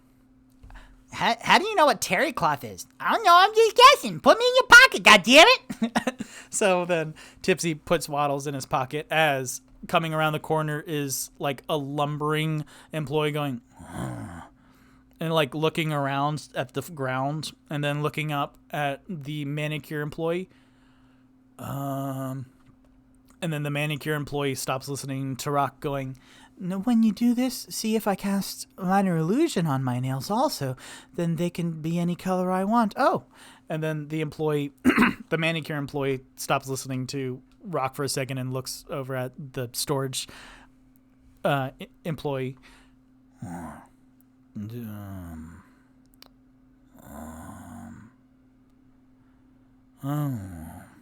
so then the storage employee like wordlessly turns around and then heads back into the storage. And the manicure employee is looking out after him and then slowly looking up at Rock, who goes, "And boom, now it looks like I have corned chips on my fingertips, and they're pyramid shaped, conical, cone, right? Yeah, cone, and they have ridges. It looks like I ate one, but again, it's minor illusion, so they're not really here." That's a Bugles joke.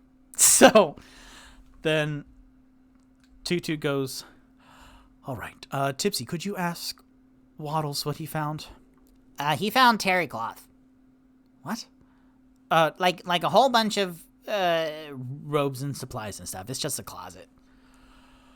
Okay. What do we do? Do we go into the bath now? Or I feel like we should try maybe this door across the way a little bit. Or I feel like the door behind the bar might lead to something important, because it's not like the patrons can get access to it. But would Circumstance be back there? I don't think so, unless he's in trouble, but we don't know.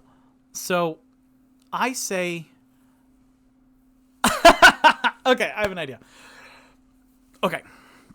So if you all... That was a nice attempt at some sneaky stuff, but maybe a more direct approach will be... I need a day at the spa, but not on business. So if you two could please follow me. And so Tutu then stands up and then makes his way down this hallway and then stands at this door and kind of gestures, pointing at it, asking the manicure employee, "Excuse me, may I enter this door to see, what the Restful Lily fully has capable for my immense pleasure and all of my enjoyment?" And then, because Victor doesn't know, but the manicure employee will take one look at the beginning of the paragraph to whatever that room is, and then he'll either say yes or no. So, excuse me, what room is that? This is a fascinating experiment, y'all. I am baffled. So... Great. So then the employee looks at Toot Toot, disconnects with Rock again and looks over at Toot Toot. And nods his head and then listens back to Rock and goes, "Oh, my friends are heading over there, so we can go over there?" "Okay. Well, thank you. Wonderful job. Here you go." And then Rock will tip this employee, what's 20% of 2 silver? It's $20. So like 4 copper? That sounds pretty good. Yeah, 4 copper. So Rock will tip the manicure employee 4 copper, and the manicure employee goes, You're welcome. Great job. And you know what? I realized that with my illusionary magics, I need to sit down and realign myself back to illusionary magics. But I realized that I could just do my nails every day with cantrips. But this was really nice of you just pampering me, because I don't pamper myself. So thank you. What's your name? Marv. Excuse me, what? Marv. Marv. Okay. Thank you, Marv. And then Rock hands over 4 copper.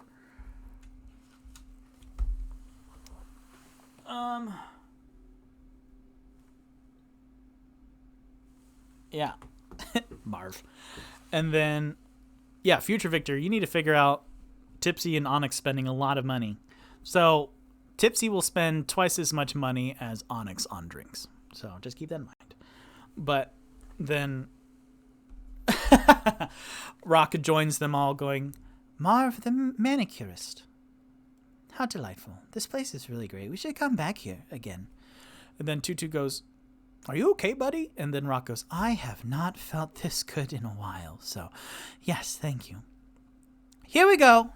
Wishes. Let's go. And then Rock will shove past and enter in this door, which looks a little something like this.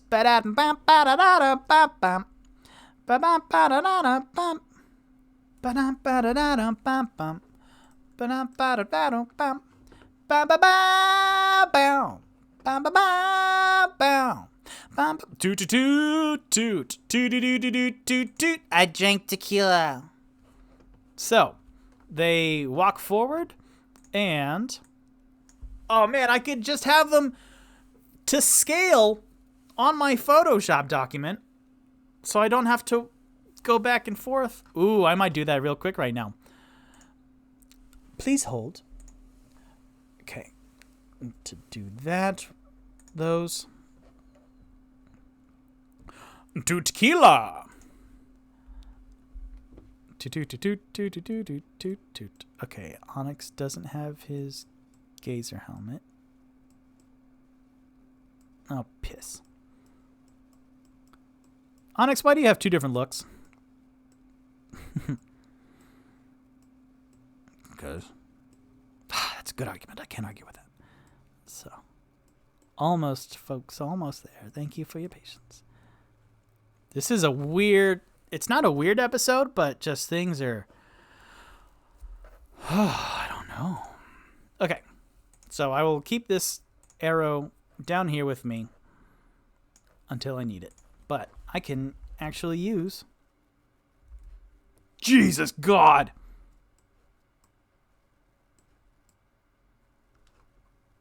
You know, even smarter than that. Oh, okay. There we go. So, here's a thing I haven't used yet. But... So, whenever I... Because I've thought about this. Should I... No, I'll cut all that out. So...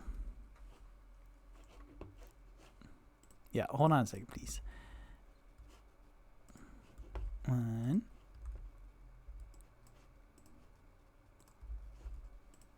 2, 3, 4. Cool.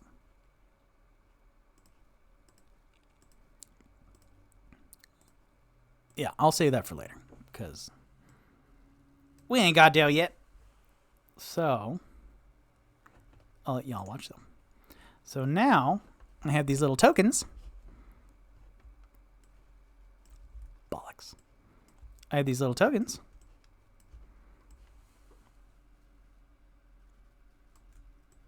And then each one will be a square. Because each square on a D&D map, oh, cute little 8-bit motherfuckers. Each little square on a D&D map is 5 feet. So 5 by 5. So let's get all these cute little motherfuckers over here. And then, will we be able to tell? Yeah, somewhat. So this. Nope. This is very interesting now. We got full-on tokens. So who is this? That's Tipsy. He's tiny. Toot toot.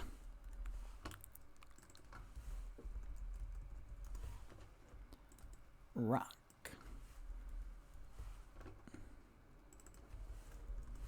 And Onyx. I have them to scale, kind of.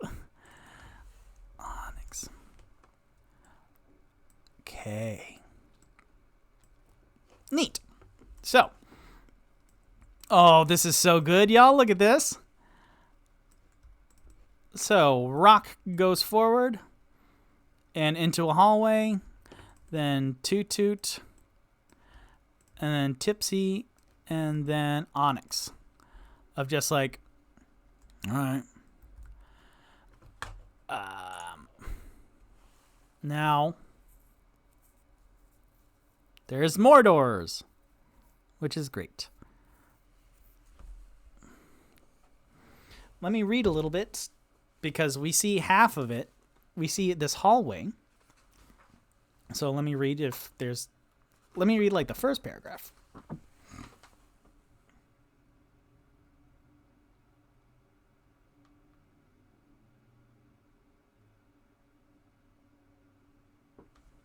Okay.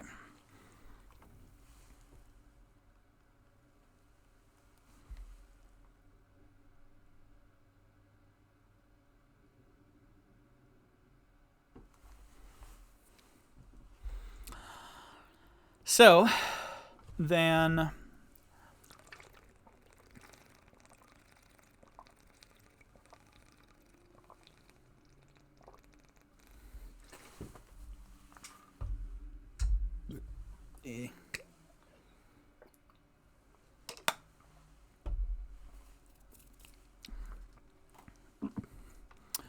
Tutu goes, all right, well, here we go. And then he will try one door.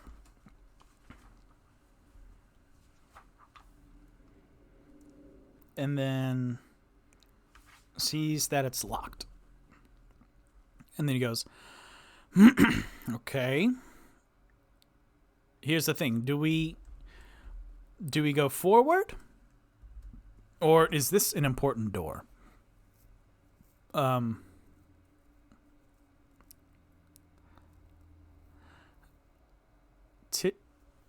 Rock and Tipsy.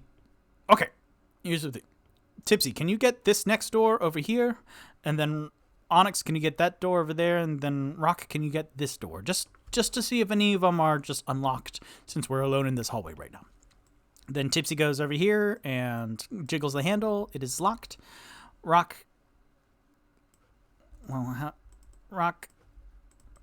Onyx will go over to this door and jiggle the handle, and it is locked. And then Rock jiggles that handle, and it is locked. I feel that all of these are locked. And then Onyx, who's now standing over there, can see down the hallway some more.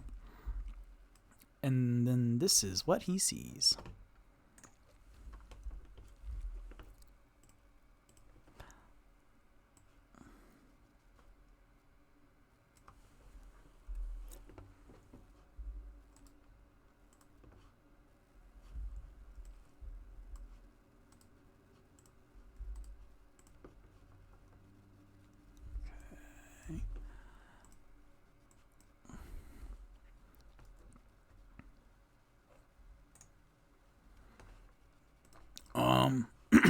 Onyx announces, I think there's a hallway with a lot more doors in them. So let me see if this one's locked. Clunk clunk, it's locked. So Toot Toot will head over that way. Oh, excuse me, pardon me. Up, up, up. And then he will look down. Both him and Onyx will roll wisdom.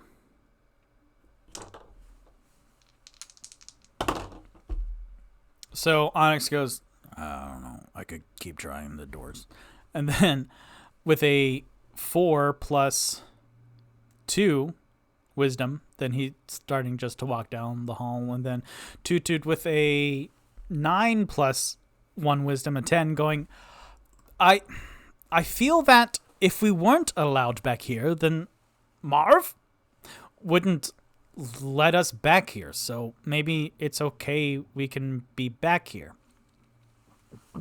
And then he looks up at the doors with a 10 wisdom, and he sees that they're numbered. And then down at the bottom over here, then you see one of the employees exit with like stacks of towels in his hand. And then he goes, oh. He kind of freezes as he's closing the door and locking it, and then seeing the 2 people in the hallway. And then he waves. Onyx goes, are we allowed to be back here? And then the employee kind of shrugs a little bit and like, yeah? Oh, okay. Whoa, what are these? And then the employee goes, rooms? Oh, they're rooms for like if we want to stay overnight, right? Yeah. Yeah, all right. They're rooms. I've had a lot of drink. Your drinks here are really good, but not as much as Tipsy. Tipsy, come out here. Say hi. And so Tipsy runs and then bumps up against this wall. Hey, what's up? As the employee then just walks down the hall and then squeezes past Toot Toot and Tipsy and then kind of exits out this way. Oh, so these are like rooms to if we want to stay overnight. Hopefully we won't have to stay overnight because like are we still in the book, or was that, well, technically, well, the portal sprung from us moving the book, but are we in the book? Voice crack. Rock, are we in the book? And then Rock, who has a +4 intelligence, he will roll to see if we're in the book. 17 + 4, 21. No, we are not in the book. The book suggested more of a, since it was a conjuration, then it conjured again. It conjured the portal. So the book may be clues as to where we are. It's the price of beauty, and it took us to the Restful Lily bathhouse and spa. But in terms of portals, we are not in the book. We are, if anything, behind the book, or where the book was, in the book's footprint. So we are not in this book, he says, removing the price of beauty from his robes. And Toot Toot looks into the mirror of the book's cover, and his Loxodon face quickly shifts into this of a beautiful red-headed woman, and the visage of the goddess of love and beauty, soon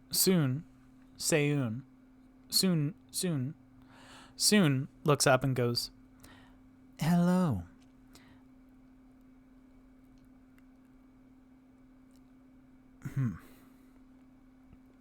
Your eyes are a magnificent shade of green, but your tusks, you should think about filling in those holes, because people love perfect ivory. And then Tutu goes, no, these are my tusks. I love them very much as they are. And then the beautiful woman's face kind of micro expression. Tutu with a 5. Wow, Tutu. This die does not want to roll well for Tutu today. But either Rock moved the cover of the book a little bit, like shifted the book's weight, but Tutu with a 5 plus, let's see, perception, 3, 8, like some of the overhead lights flashed over the mirror real quick, and Tutu would have sworn he saw the book like quickly shift into a micro expression of anger, but then when the book settles back to stillness, then the smiling face of the beautiful red-headed woman shifts back to Tutu's brown loxodon face looking in. All right. So we are not in the book. These are rooms, but since we have not said that we would stay here, then we do not have keys to them. So we should not go inside. Or Tutu. No, Tipsy. I'm Tutu. You're Tipsy. Man, if you got your own name wrong, I think you're tipsy. That's very funny. However, Tipsy, since that employee just left that room, could you go in there and sneak around and tell us what it is? We will stand guard. Then Tipsy, already halfway down the hallway, Wow! Yep! and then he whips out his thieves' tools. And then as he's messing with the lock with his thieves' tools, then Onyx goes to the door across the hallway, Tutu goes to this door, and then Rock to this door, just kind of being there at the ready. Oh, good. Okay. My bips and bobs were flashing, so can y'all still hear me and stuff? It looked like it was maybe visually not great, but it looks back on track now. So I'm just gonna assume, since I didn't get any texts or people shouting at the chat, then my internet's still good and everything. So Tipsy, Will. Yep. Yep as in it's still good, or yep as in it blacked out? I'm just gonna assume it's all good. Yep as in all good. What is picking stuff? That's sleight of hand, right? For picking a door? I think so. So let's do that. All good. Okay, great. So Tipsy will use sleight of hand to use his thieves' tools to open this door that was just locked and presumably empty. Thieves' tools. Sleight of hand. +7. So Tipsy will roll this +7. With a 6 +7, that's a 13. Yes, I will say that that's fine. Well,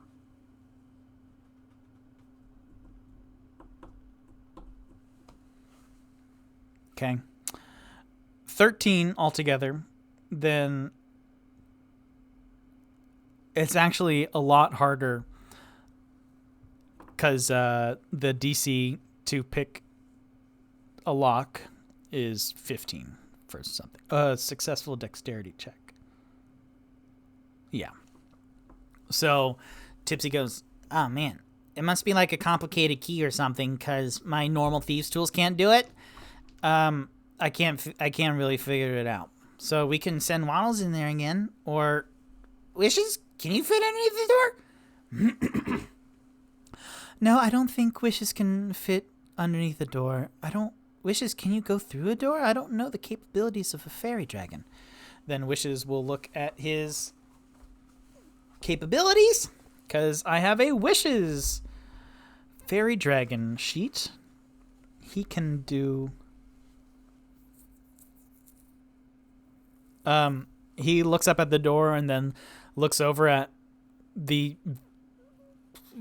supposedly smart half-orc wizard, and Wishes goes, Wishes informs me that he is unable to do that. So, unless Tipsy, can you use Mage Hand or something to try again? Because you never really use Mage Hand. And then both Tipsy and Rock, who have a lot of great spells, both look at Victor and go, "It's okay. You're running a lot of things at the same time, so it's okay that you don't use normal spells for normal stuff."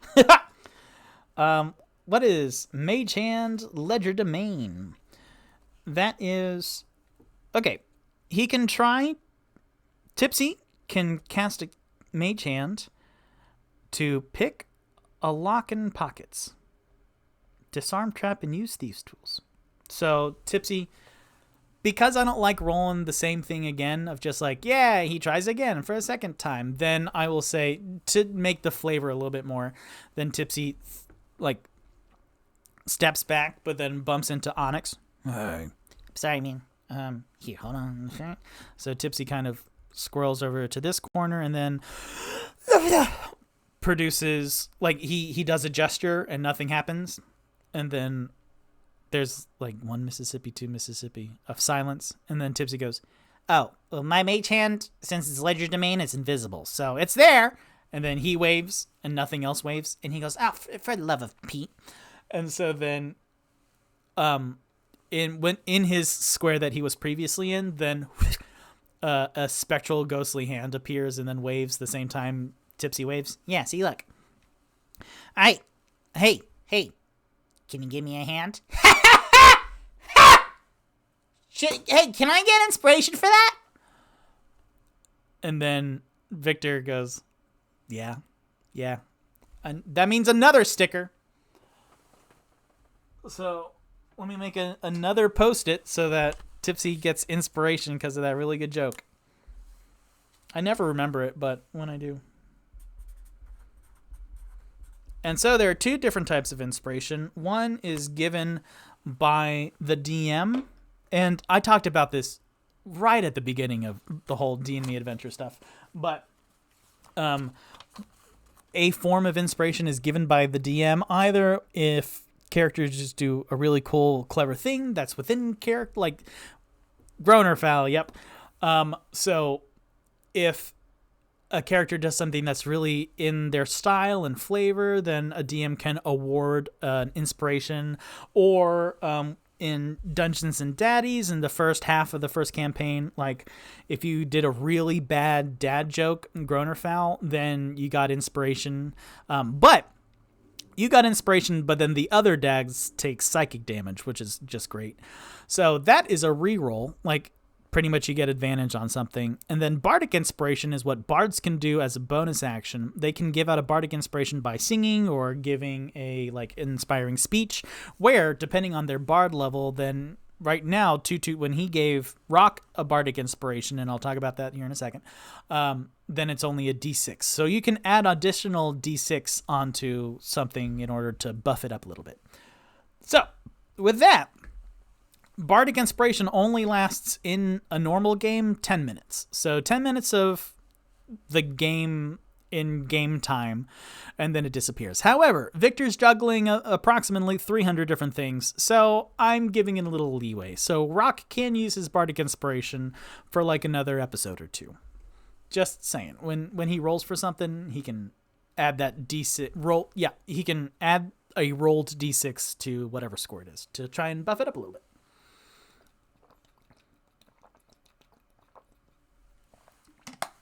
So, Tipsy steps back. Yeah, this is great because me using thieves' tools to figure out what's in a thing, that's a good way for Tipsy to use some magic and stuff. Tipsy will roll again for the Mage Hand Legerdemains, picking the thieves' tools. So that's a 7 plus a natural 20. So he doesn't need to use that inspiration right now. But Tipsy hands the thieves' tools over to the Mage Hand to just... And then Tipsy goes, "Oh, right, it was left instead of right. Righty-lighty-tighty, lefty-loosey. I forgot the... Oh, shh. I forgot. We did it. It's open." And so then Tipsy, without letting anyone else say anything, goes inside, and then Onyx, and then he pods inside, and then Toot Toot, then runs over to the entrance, and Rock lazily starts walking down to whatever's in this room, which, let's see. Toot toot toot toot toot toot toot toot toot toot toot toot toot toot toot toot.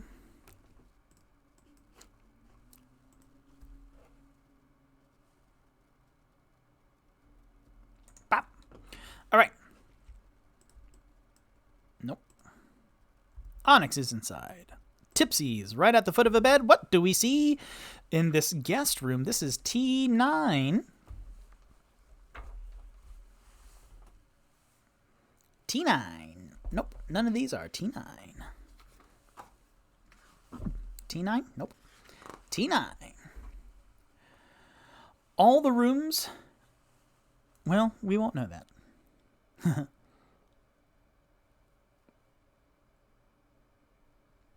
This well-furnished... Oh my god, my voice is going.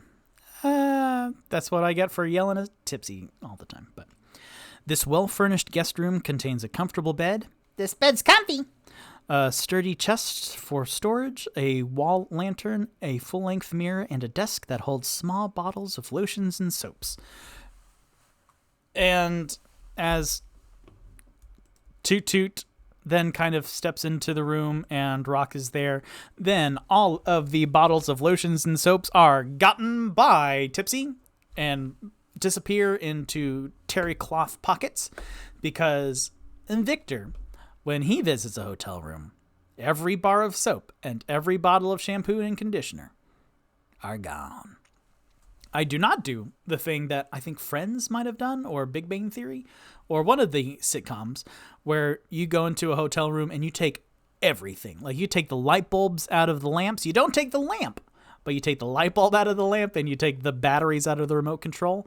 I don't go that far, but I do take all of the bars of soaps and shampoo bottles and conditioner bottles. So Tipsy, yay, this is his looter sensibilities that we haven't really had yet. Tipsy now has, what is it, bottles of shampoo and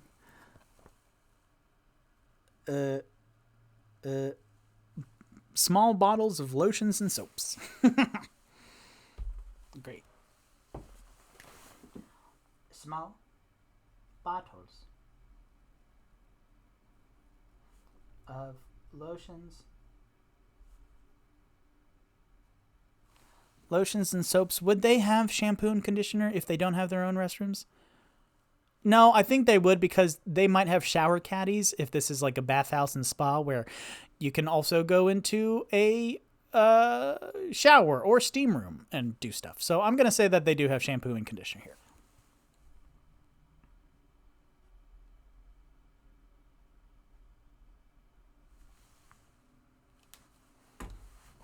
Okay. Let's see what else.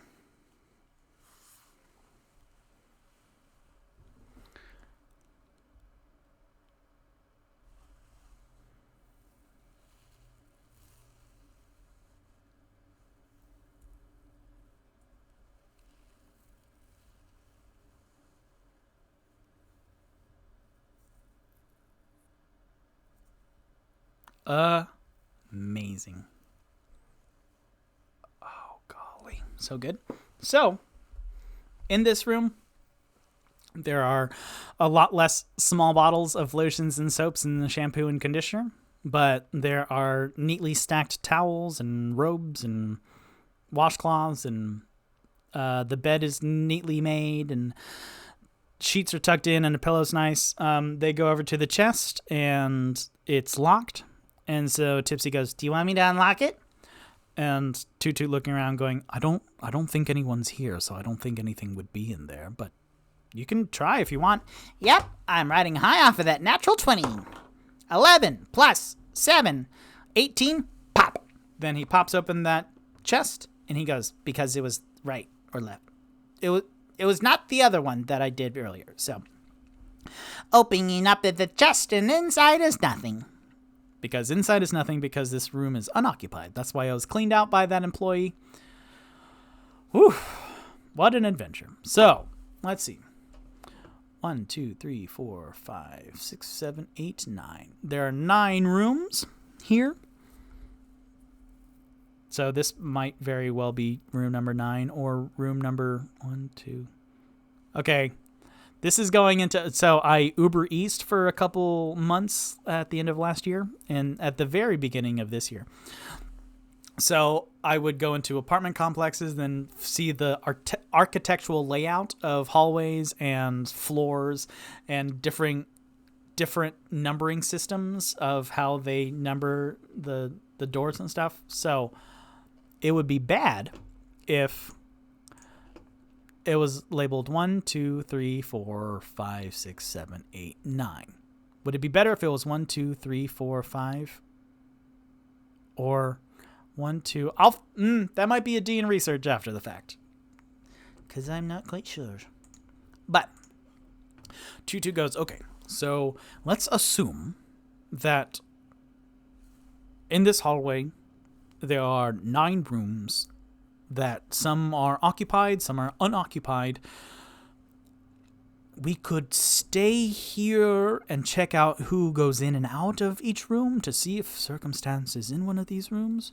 Or, first of all, let's get out of this room because we're not supposed to be here.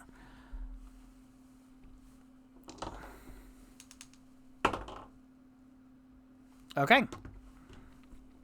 So then everyone's heading out, and then Rock steps aside, and then Toot is exiting. But as soon as Onyx steps out and Tipsy steps out, then another employee rounds the corner up here and sees... Like, he has the same employee came back with more stacks of robes and stuff. And so he looks down the hallway as Onyx and Tipsy are leaving. And then, let's see.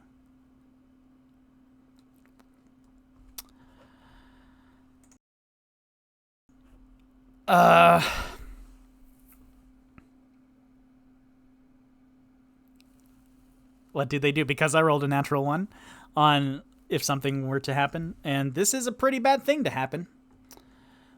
And then I want to lie as Toot because he has the best deception. Could Rock do some illusion shit?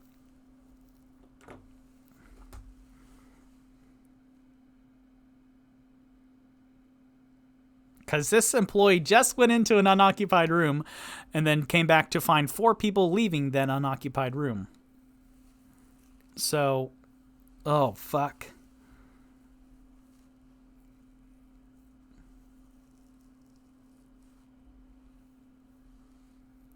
Okay.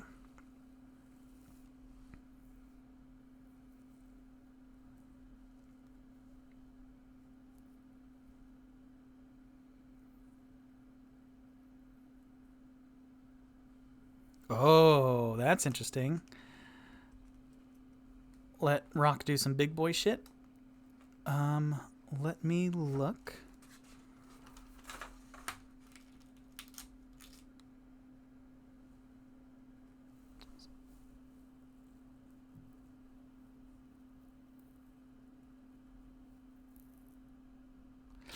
It doesn't really...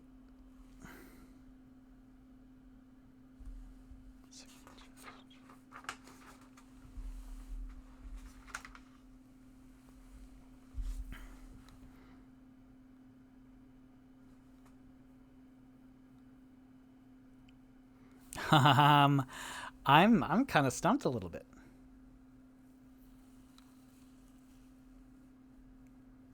Okay. Yeah. Then Rock will... Oh, okay. So I will roll to see who gets to do something, because I can either use deception as Toot or do a magic with Rock. So let's see who rolls higher. Toot rolled a 4, Rock rolled a 9. So Rock will step forward going,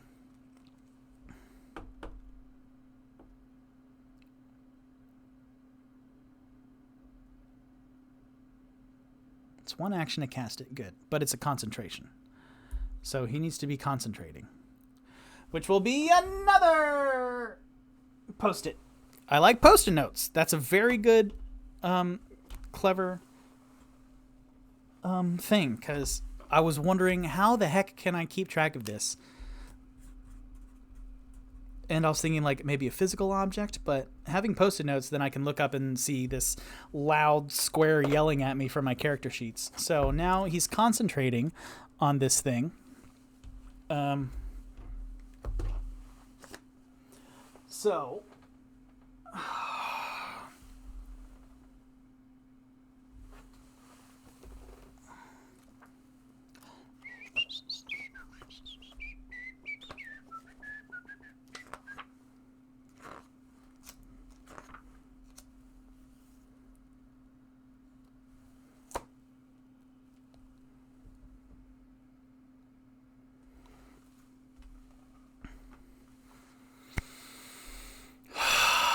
okay. So, Rock steps forward going, Oh, hello. I didn't see you there. I suggest that you forget that you saw anything and you go about cleaning perhaps some of the rooms on the other hallway. so he is casting Suggestion, which is concentration. You suggest a course of activity to a creature who can hear and understand you. And then the creature would roll a wisdom saving throw to see if it is charmed. If it fails, it does the suggestion. So let's go ahead and roll for that.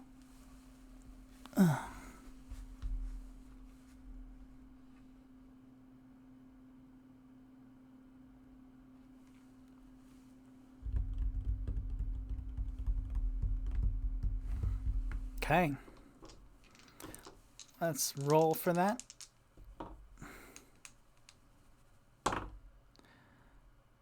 All right. The employee holding the stack of towels goes, and then like steps backwards and starts heading down the hallway, not with like a purpose of, oh, okay, I should change the other rooms, but more like, I'm gonna go tell someone. And then Tutu goes, oh, what, hold on. And then Rock, we can go into his mind a second, and then Toot is running down the hallway trying to catch up to this employee. And Rock, we hear his thoughts going, that individual is immune to charm.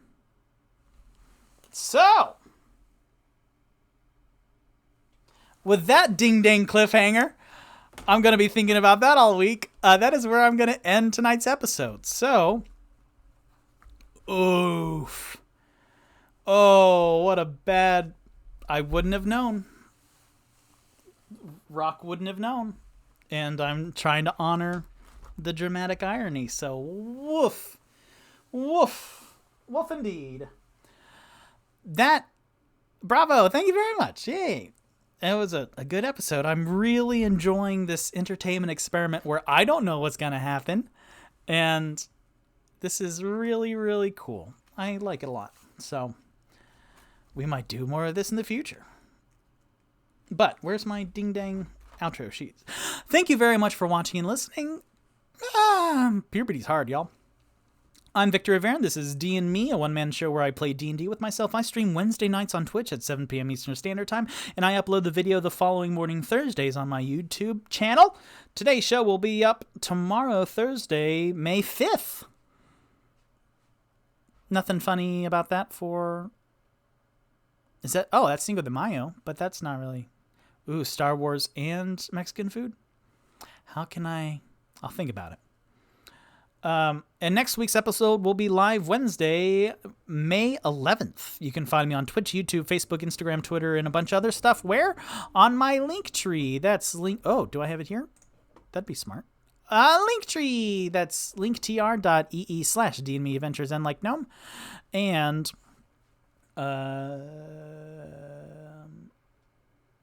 yeah, I roll to see which of my characters gives tonight's outro. We're starting from the top. So, fresh palette. A truly... Okay. 1 is Tipsy, 2 is Onyx, 3 is Rock, 4 is Toot Toot. 4. That's not good. I have to chase down this employee, and Tipsy is drunk, of course, and Onyx is getting there, and then Rock, he's a space case right now, but Tipsy has inspiration, Rock has Bardic Inspiration, and he was concentrating on something, but he is no longer concentrating, so I can take off that sticky note, and concentrate. Can you see that? It says concentration in Sharpie, but